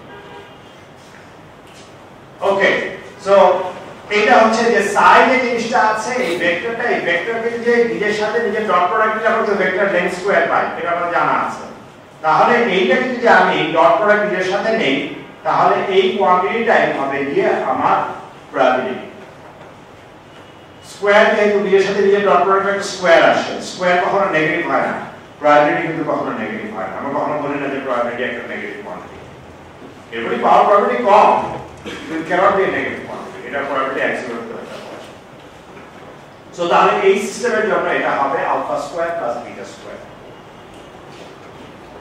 এখন কোয়ান্টাম মেকানিক্সের সমস্যা কিন্তু মেইন কোয়ান্টাম মেকানিক্সের মেইন কিন্তু এইটাই আর কিছু না এই আইডিয়াটাই কিন্তু কোয়ান্টাম কম্পিউটিং এ ইউজ করা হয় ঠিক আছে আর যখন আমরা অনেক এখানে ট্রিপল ইনকেও আছো সিগনালস পড়েছো হ্যাঁ চলতেছে তাহলে সিগনালস এর ভেক্টর করো না এক্স্যাক্টলি একই জিনিস কোনো পার্থক্য নাই আমার ডিপার্টমেন্টে সিগনাল পড়ায় না কিন্তু ঢাকায় পড়াতে পারতাম কোনো সমস্যা হতো না যেমন আমি পার্ট টাইম যখন প্রাইভেট ইউনিভার্সিটি পড়িয়েছি আমাকে বেশিরভাগ সময় হাতে ধরিয়ে দেওয়া একটা সিগনালস পড়ানো কারণ জাস্ট টিচিং কোয়ান্টাম মেকানিক্স কোনো পার্থক্য নেই শুধু ডিফারেন্স হচ্ছে কোথায় ওই যে আমি এই যে সিস্টেমের এভোলিউশন ইকুয়েশন যেটা আমি বললাম কোথায় গেল এই ইকুয়েশন এইটার analogue in case of systems is different এছাড়া ফ্রেমওয়ার্ক যেটা হুবহু এক ইনফ্যাক্ট যদি অনেকে যেমন এই কমিউনিকেশনে কাজ করে যেমন ফর ম্যান্টের অ্যান্টেনার মধ্যে অনেক টাইপের মোড আছে সো মোডগুলা এই আইগেন স্টেটগুলোর মতো এই যে সরি এটা একটা শর্টকাট উপায় থাকে খুব ভালো এই যে এই আপ আর ডাউন ঠিক এক্স্যাক্টলি এইরকম সো কোয়ান্টাম মেকানিক্স এর মেইন ঝামেলা কিন্তু পস্টুলেট না পস্টুলেট হচ্ছে স্ট্যান্ডার্ড কোয়ান্টাম মেকানিক্স এর যেটা সমস্যা সেটা হচ্ছে ইন্টারপ্রিটেশন ওকে ইন্টারপ্রিটেশনটা কি আমি সেটা বলি আমি বলেছিলাম যে প্রথমেই স্যার ইয়েস স্যার ওটা হচ্ছে Copenhagen interpretation so let me first tell you the Copenhagen interpretation and what are the problems with it আমাদের সময় শেষ হয়ে এসেছে ঠিক আছে সো কোপেনহেগেন ইন্টারপ্রিটেশন যেটা করে let's go back to the previous picture তাহলে অবজেক্ট এই স্টেটে আছে সাইড স্টেটে ঠিক আছে এখন সাইড স্টেটে যদি আমি মেজার করতে যাই আমি পয়েন্টটা ঠিক এরকম এই পয়েন্ট টস করলাম হাতের নিচে আছে এখন আমি দেখতে পাচ্ছি না কোন অবস্থায় আছে কোয়ান্টাম মেকানিক্স বলে এটা একটা ভেক্টর অবস্থা এই সাই অবস্থায় আছে সাই এর ভিতর কি আছে সাই এর ভিতর কম্বিনেশন আছে কি হেড অথবা টেল দুটোর কম্বিনেশন আছে কিন্তু ক্লাসিক্যাল ফিজিক্সে কিন্তু এই জিনিসটা নাই ক্লাসিক্যাল ফিজিক্সে শুধুমাত্র হয় এটা হেড হবে নয়তো টেল হবে দুটোর ভিতর মাঝামাঝি কোনো কিছু থাকতে পারে না কোয়ান্টাম মেকানিক্স বলে যে না এই মাঝামাঝি অবস্থা থাকতে পারে কিন্তু যখন আমি দেখতে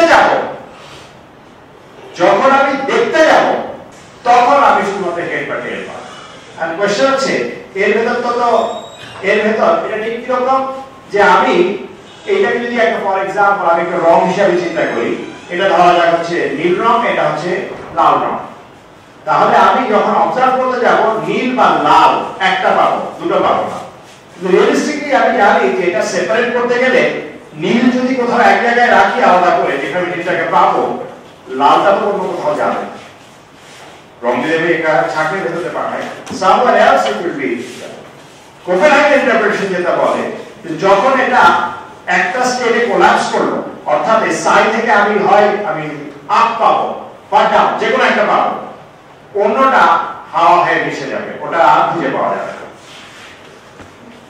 আমরা এটাকে বলেছি ওয়েভ ফাংশনের collapse of the wave function এই যে কম্বিনেশন ছিল কম্বিনেশনটা কোল্যাপস করে একটা পর্যায়ে চলে আসবে অন্যটা ইররিডাক্টিবল এটা ফেরত পাওয়া যাবে। এটা হচ্ছে জাস্ট একটা ইন্টারপ্রিটেশন। কাউকে যদি আমি উঠে বলি যেটা আমি ইন্টারপ্রিটেশন মানি না, আমি অঙ্ক করে যাবো, কোয়ান্টাম মেকানিক্সে কিছুই আসে যায় না। তো এই জিনিসটা কিন্তু actually more of philosophical nature, যে কোয়ান্টাম মেকানিক্সে ইন্টারপ্রিটেশন কি। হ্যাঁ, কিন্তু এইখান থেকে শুরু হয় হচ্ছে ক্যাচারটা। ক্যাচারটা কি হলো, লোকজন অন্যান্য সাবজেক্টেও মানে অন্যান্য ইন্টারপ্রিটেশন অল্টারনেট দিয়েছে, এবং এর ভিতরে সবচাইতে যেটা অল্টারনেট ইন্টারপ্রিটেশন লোকের সবচেয়ে বেশি পছন্দ করে সেটা হচ্ছে এই many world interpretation. Many world ইন্টারপ্রিটেশনের স্টেটমেন্ট হচ্ছে এই যে ওই যে রেজাল্ট, যেমন আমি যে রঙের কথা বললাম, আমি যদি একটা ছাঁকনি দিয়ে যদি আমি এক জায়গায় নীল পাই, লালটা অন্য জায়গায় পাবো, এরা বলতে হচ্ছে মেনি ওয়ার্ড ইন্টারপ্রিটেশনে যে there is another world. What is world? World কি জিনিস? যেটা আমি দেখি, যেটা আমার রেজাল্ট। আমার যত ইভেন্ট আছে, ইভেন্টগুলো মিলে আমার ওয়ার্ল্ড না। এখন এই মুহূর্তে ফর এক্সাম্পল যখন let's go back to the time of Columbus. Columbus যতক্ষণ পর্যন্ত তার জাহাজটা নিয়ে ওয়েস্ট ইন্ডিজ হোক বা যেখানেই ঘিরে থাকুক না ডিসকভার করে গেছে, ওই ওয়ার্ল্ড সম্বন্ধে কারো কোনো আইডিয়া ছিল।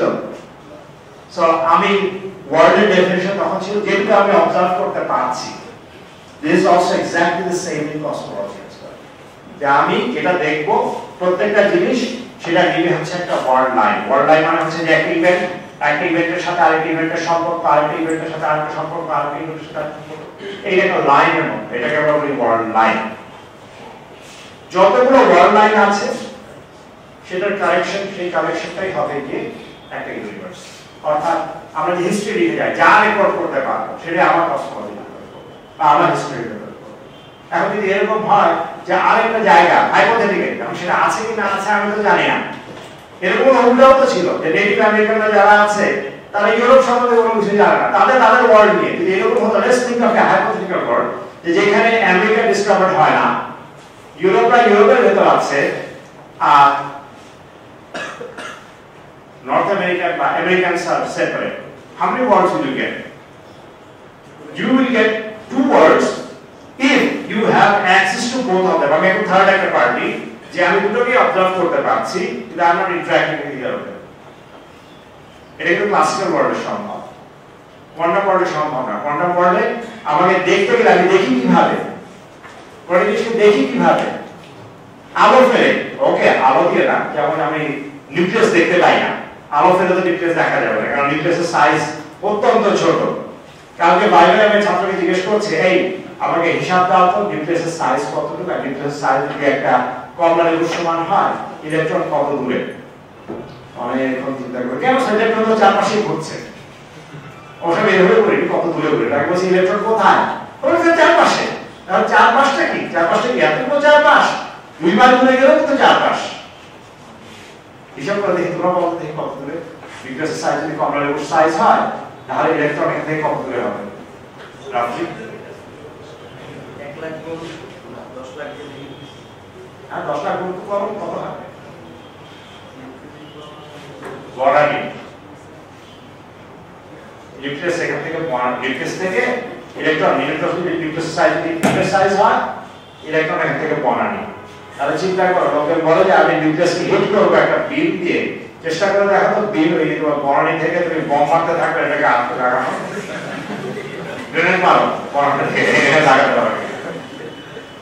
You understand? This is the problem. আমাদের এখানে যখন আমরা পড়ানোর সময় কিন্তু কোন জিনিসের অর্ডার কি করব এটা কিন্তু বলি, একটা নাম্বার লিখে দিলাম, বাস শেষ।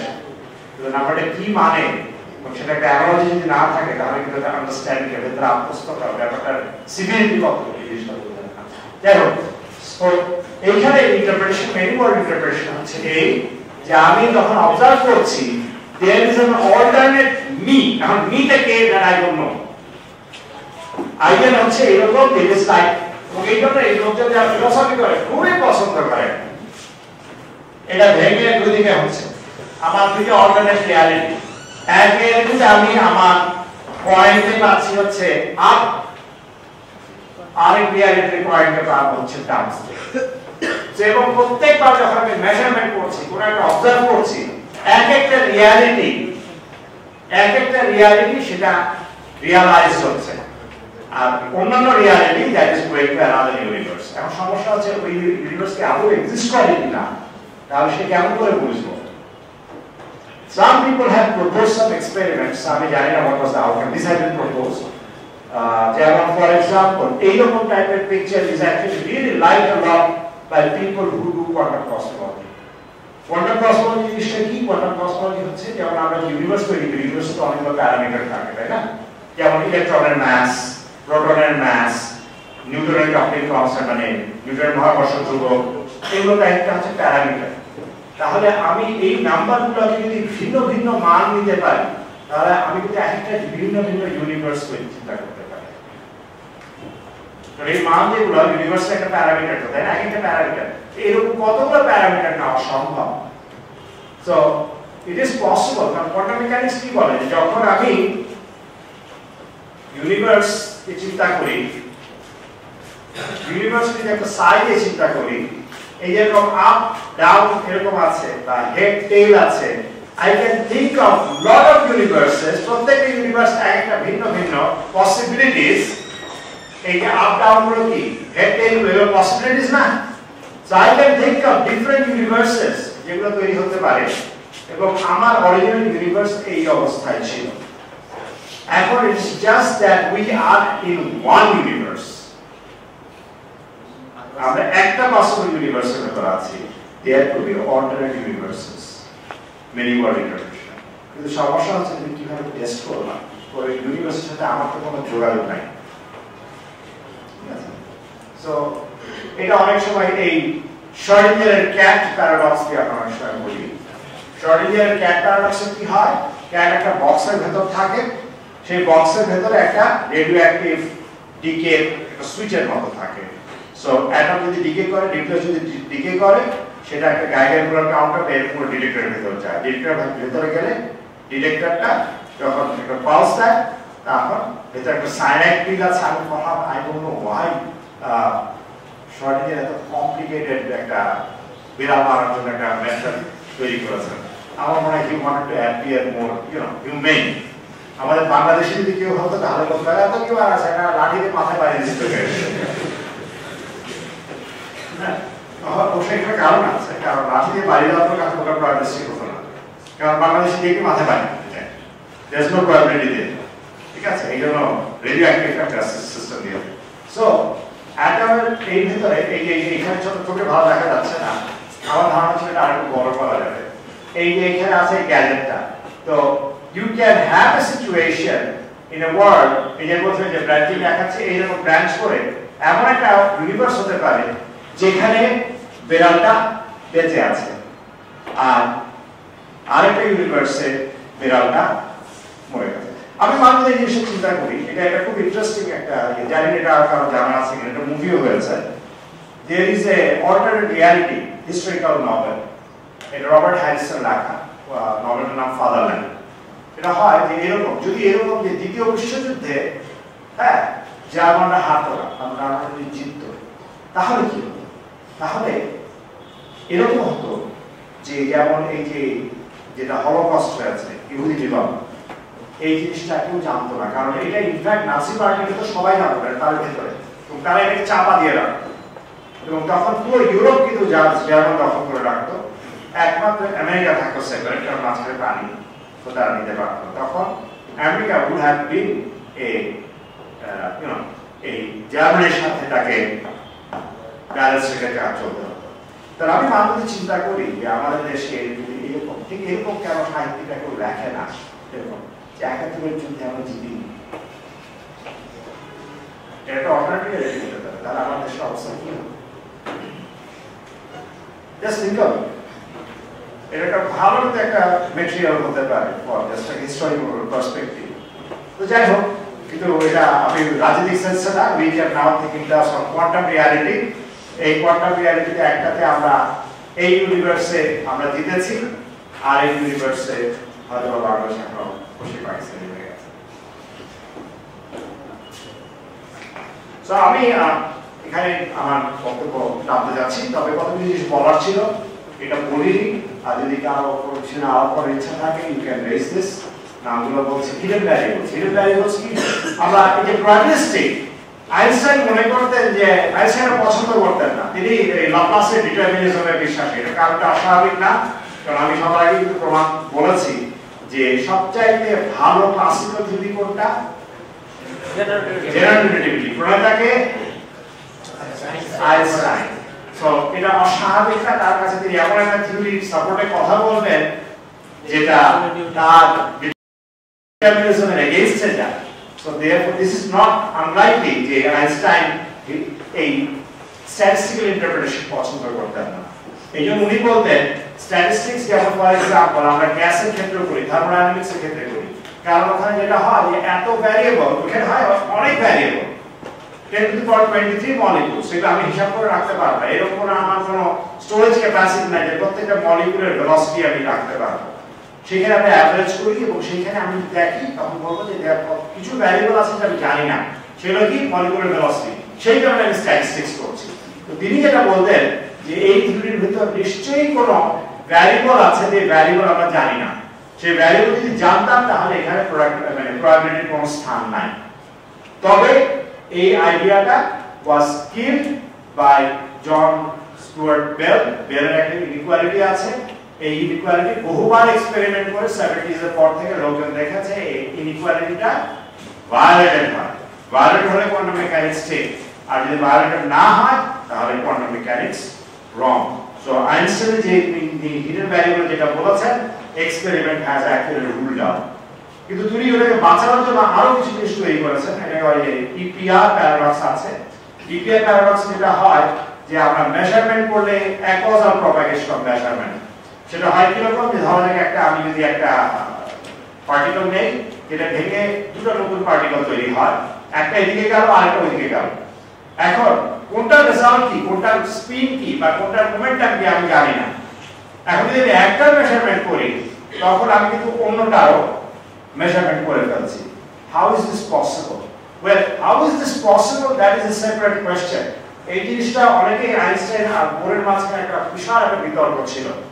আইনস্টাইন বলতেন God cannot শুনে থাকতে পারো, God cannot play dice with nature, কারণ তিনি সবসময় ডিটারমিনিজমে বিশ্বাসী ছিলেন যে whatever is done, it is done with a purpose. Cause থাকবে তার এফেক্ট থাকবে, মানে একটা প্রেডিক্টিবিলিটি থাকবে। তখন বোরের উত্তর ছিল stop telling God what to do. God যেটা ডিসাইড করে, God যদি মনে করে থাকেন যে তিনি পাশা খেলবেন, তিনি ডাইস করে সবকে ঠিক করবেন, so that is gods wish. আমরা কিভাবে সেটা করি? এক্সপেরিমেন্ট দিয়ে। এবং এক্সপেরিমেন্ট করে দেখা যাচ্ছে প্রত্যেকবারই Einstein is actually wrong. This is wire the problem lies. তো এটাকে ঠিক করার জন্য যেমন বোম একটা থিওরি দিয়েছিলেন, পাইলট ওয়েভ থিওরি, এখন দেখি নেটে দেখি অনেকে এটা হু-হা করে এটা সাপোর্টে কথাবার্তা বলছে। কিন্তু আনফরচুনেটলি যেগুলো এক্সপেরিমেন্ট করা আছে হাইড্রোডাইনামিক্সের ক্ষেত্রে, hydrodynamics is really a classical system. এখানে কোনো কোয়ান্টাম ফেনোমেনা ডিসকভার করার কোনো স্কোপ নাই। তো যাই হোক, আমি সরি যে এখানে আসলে অনেক কিছু বলার ছিল, 1.5 ঘন্টায় এত ডিপে যাওয়া যায় না। আমি হয়তো বা বেশিরভাগ ক্ষেত্রে have failed your expectations. So if আর যদি কখনো ভবিষ্যতে সুযোগ হয় দেন আমরা এখান থেকে আস্তে আস্তে বিল্ড আপ করব। এখানে প্রথম লাইনটাই হবে এইটা, এই লাইনটা হবে, এটা না দিয়ে শুরু করলে আমি বাকিগুলো এক্সপ্লেইন করতে পারবো না। Oh, I see. Thank you. Thank you very much for being patient with me.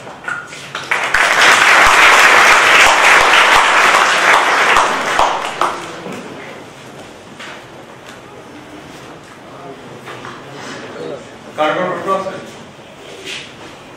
লেকচারের বাইরে তো লেকচারের ভিতরে কি প্রশ্ন থাকবে না? আমার কিছু আসে যায় না, শুধু রাজনৈতিক প্রশ্ন না করলেই হবে। এনিওয়ান?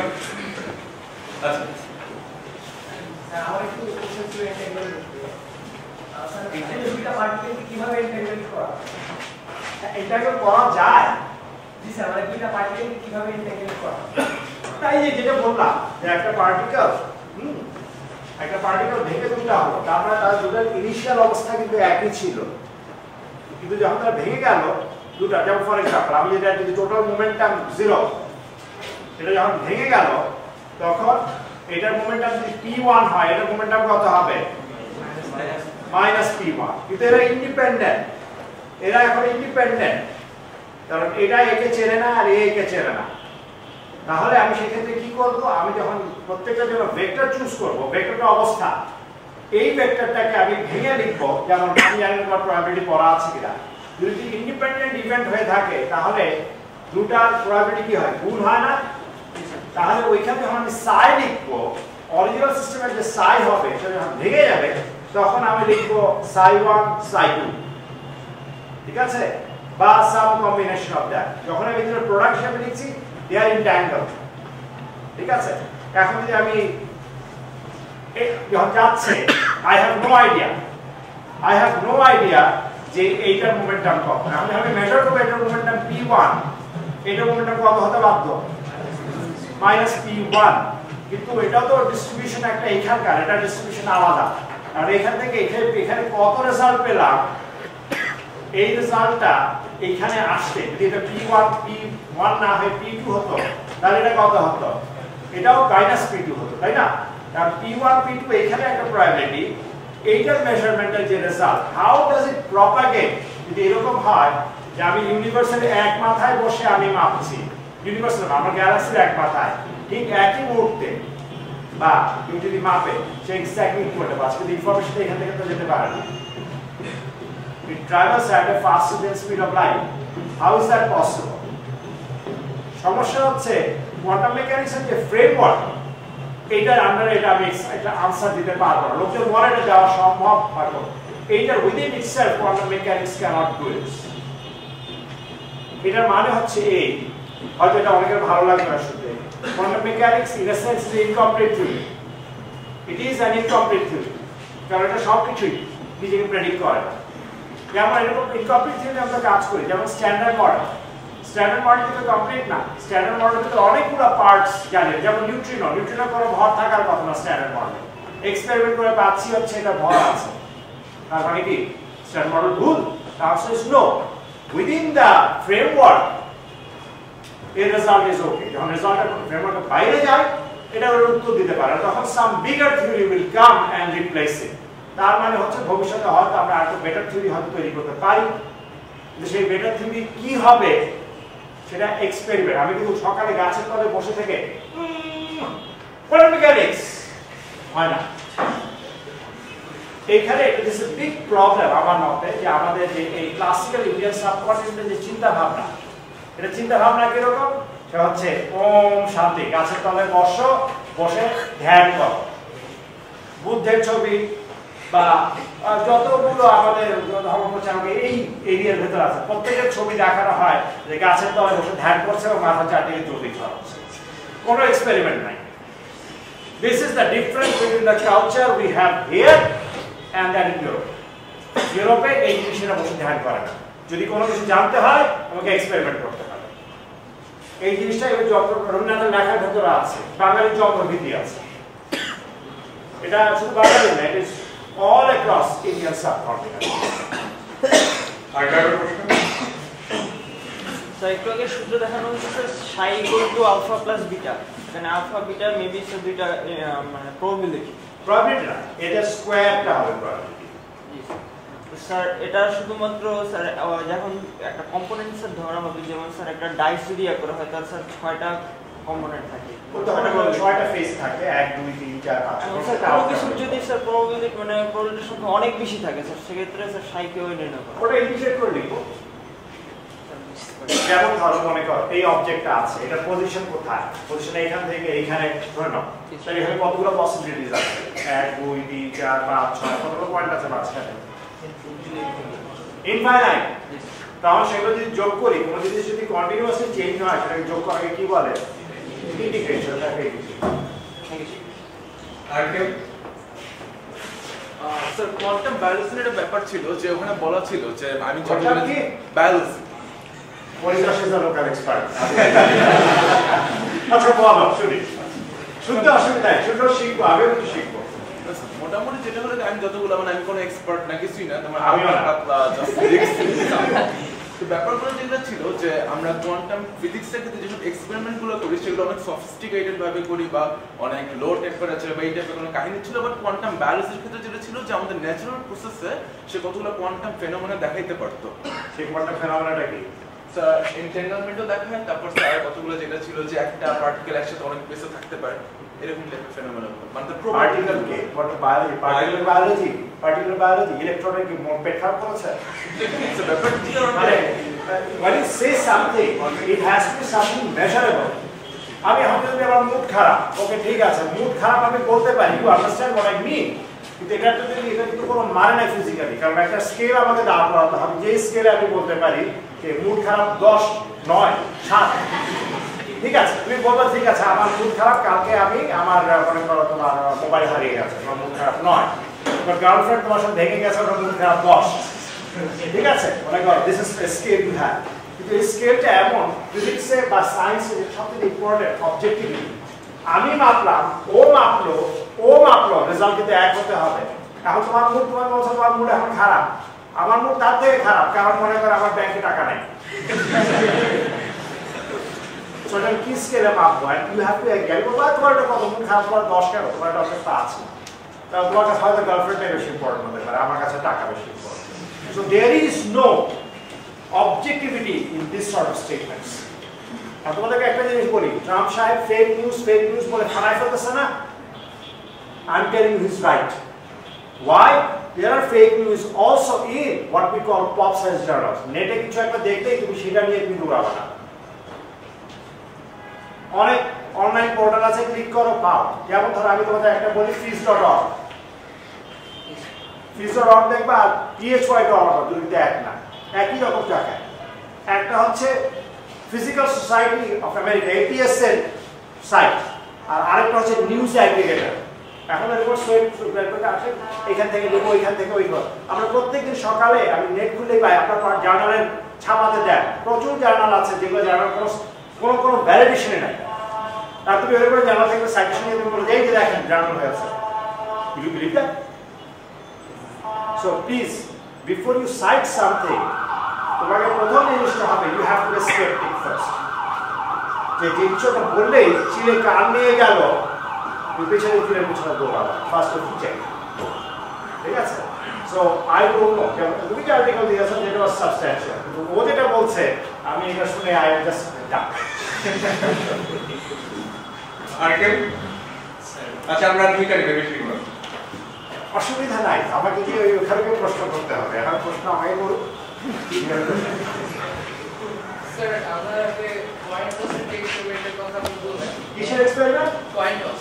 আচ্ছা কয়েন টস, এটা ক্লাসিক্যাল এক্সপেরিমেন্ট, আপনি কথা বলুন। ক্লাসিক্যাল এক্সপেরিমেন্ট প্রথম বলা হচ্ছে যে পয়েন্ট টসটা যদি আমরা মানে ক্লাসিক্যাল ওয়ে চিন্তা করি তাহলে ওটা আমরা একটা সাইড একটা হয় এন্ড না হয় টেল, রাইট?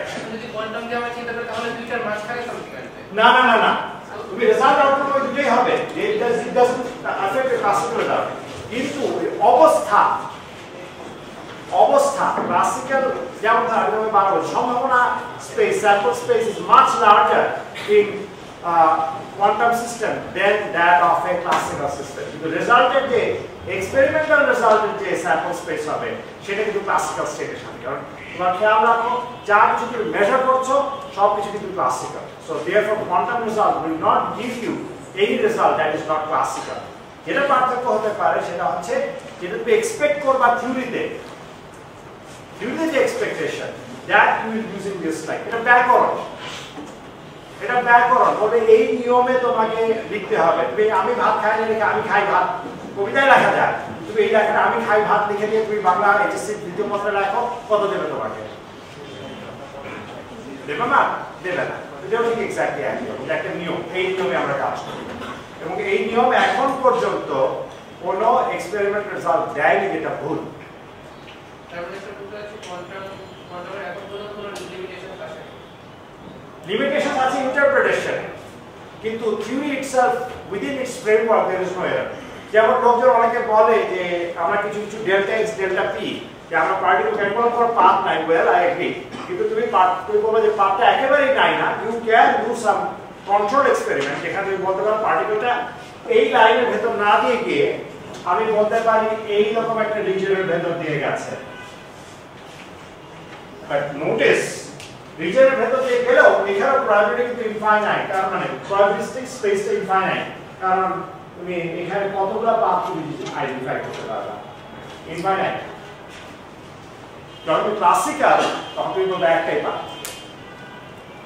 সো লোকের অনেকে বলে যে আমরা দেখো তুমি যে নিউজ অ্যাগ্রিগেটর আসলে যে ভায়োলেশন অফ কোয়ান্টাম মেকানিক্স আছে যে পাথ ইয়া করে, answer is wrong. In the sense তুমি লোকালাইজ করতে পারো, there is no stopping you. কিন্তু হাইজেনবার্গের যে আনসার্টেন প্রিন্সিপাল, এখানে অবশ্য px যে অবজেক্টের পজিশন মাপবো তার জন্য করসপন্ডিং মোমেন্টাম একই টাইমে ভিন্ন সময় না, এই দুটোর প্রোডাক্ট h/2 এর থেকে সমান বা তার থেকে বড় হবে, এর নিচে না। এমন কোন এক্সপেরিমেন্ট পাই, এটা কি একদম রিগোরাস ম্যাথমেটিক্যাল প্রুফ আছে, এমন কোন এক্সপেরিমেন্ট আমরা পাইনি যেখানে এই রেজাল্টটা ভায়োলেট হয়েছে, ইভেন এই লোকালাইজ এক্সপেরিমেন্ট। আচ্ছা, ধন্যবাদ সবাইকে। আচ্ছা, আমাদের কিছু কথা আছে সেগুলো বলতে চাই, কারণ আমরা আসলে আপনাদের জন্য অ্যারেঞ্জ করতেছি কেন এটা কিছু কারণ। আচ্ছা, তার আগে শুনতে হচ্ছে ঢাকা ইউনিভার্সিটির বাইরে কারা কারা আছে? আমাদের আসলে সব প্রোগ্রামই ওপেন থাকে। আচ্ছা, আমরা যেটা বলতে চাচ্ছি যে মানে ইউনিভার্সিটি লেভেলে আসলে বিজ্ঞান সংগঠন যদি পপ সায়েন্স টাইপের হয়, আমাদের বেশিরভাগ দেশের যে অবস্থা যে বেশিরভাগ বিজ্ঞান অর্গানাইজেশন হচ্ছে উৎসব কেন্দ্রিক, আর এটা হচ্ছে ব্ল্যাক হোল বিগ ব্যাং নিয়ে যে ফ্যান্টাসি তৈরি করা, সায়েন্স নিয়ে যে ফ্যান্টাসি তৈরি করা, ফ্যান্টাসাইজ করা হবে, এই জায়গা থেকে আসলে আমাদের বেরিয়ে আসা দরকার। তো আমাদের সব প্রোগ্রামগুলো যেগুলোই করি না কেন হয়তো অনেকের কাছে ইন্টারেস্টিং ওইভাবে না লাগতে পারে, কিন্তু আমরা যেভাবে চাচ্ছি আমরা আসলে সেভাবেই প্রতিটা প্রোগ্রাম সাজাচ্ছি। আমাদের সামনে আসলে 2টা প্রোগ্রাম আছে। 1 তারিখে শাহজাহান স্যার আসবে, উনি সবাই চিনি তো হয়তো শাহজাহান স্যারকে চিনি না, রাজ্যের প্রোডাক্ট করছেন। সো আমরা সাহিত্যিক, কিন্তু ওনার কিন্তু ব্যাকগ্রাউন্ড হচ্ছে উনি হচ্ছেন মেডিকেল অ্যানথ্রোপোলজিস্ট। সো আমরা তার টপটা হবে হচ্ছে interdisciplinary understanding death and dying as a case. আর 2 তারিখে একটা রিসার্চ সেমিনার আছে, সেটা নেবেন হচ্ছে সায়েন্স শুভ ভাই, ফ্রন্টিয়ার ইন অ্যাস্ট্রোফিজিক্স। সো ওইটাতে যেটা থাকে সে তার পিএইচডি টপিকের উপর সে শুভ কত পর্যন্ত আসতে থাকে স্যার 6 তারিখ জুলাই। শুভকে ধরে শুধু লেকচার না, তাকে বলবা হচ্ছে এই রাস্তায় হাঁটতে গেলে কি লাগে এটা আদায় করে নাও। কারণ প্রচুর ছেলেগুলো আমাকে এসে নক করে যে আমি অ্যাস্ট্রোফিজিক্স শুরু করতে চাই, কিভাবে শুরু করবো? আমি বলি আমি তো জানি না, আমি তো ফিজিক্স থেকে আমি করতে হয় সেটা বলতে পারবো। তো Shubho had promise this long time back, কিন্তু সে এটা ডেলিভার করে। তার পয়েন্ট আসে শুধু আপ আসে, ডাউন আর আসছে না। আমি আসবো দ্যাট ইজ দ্য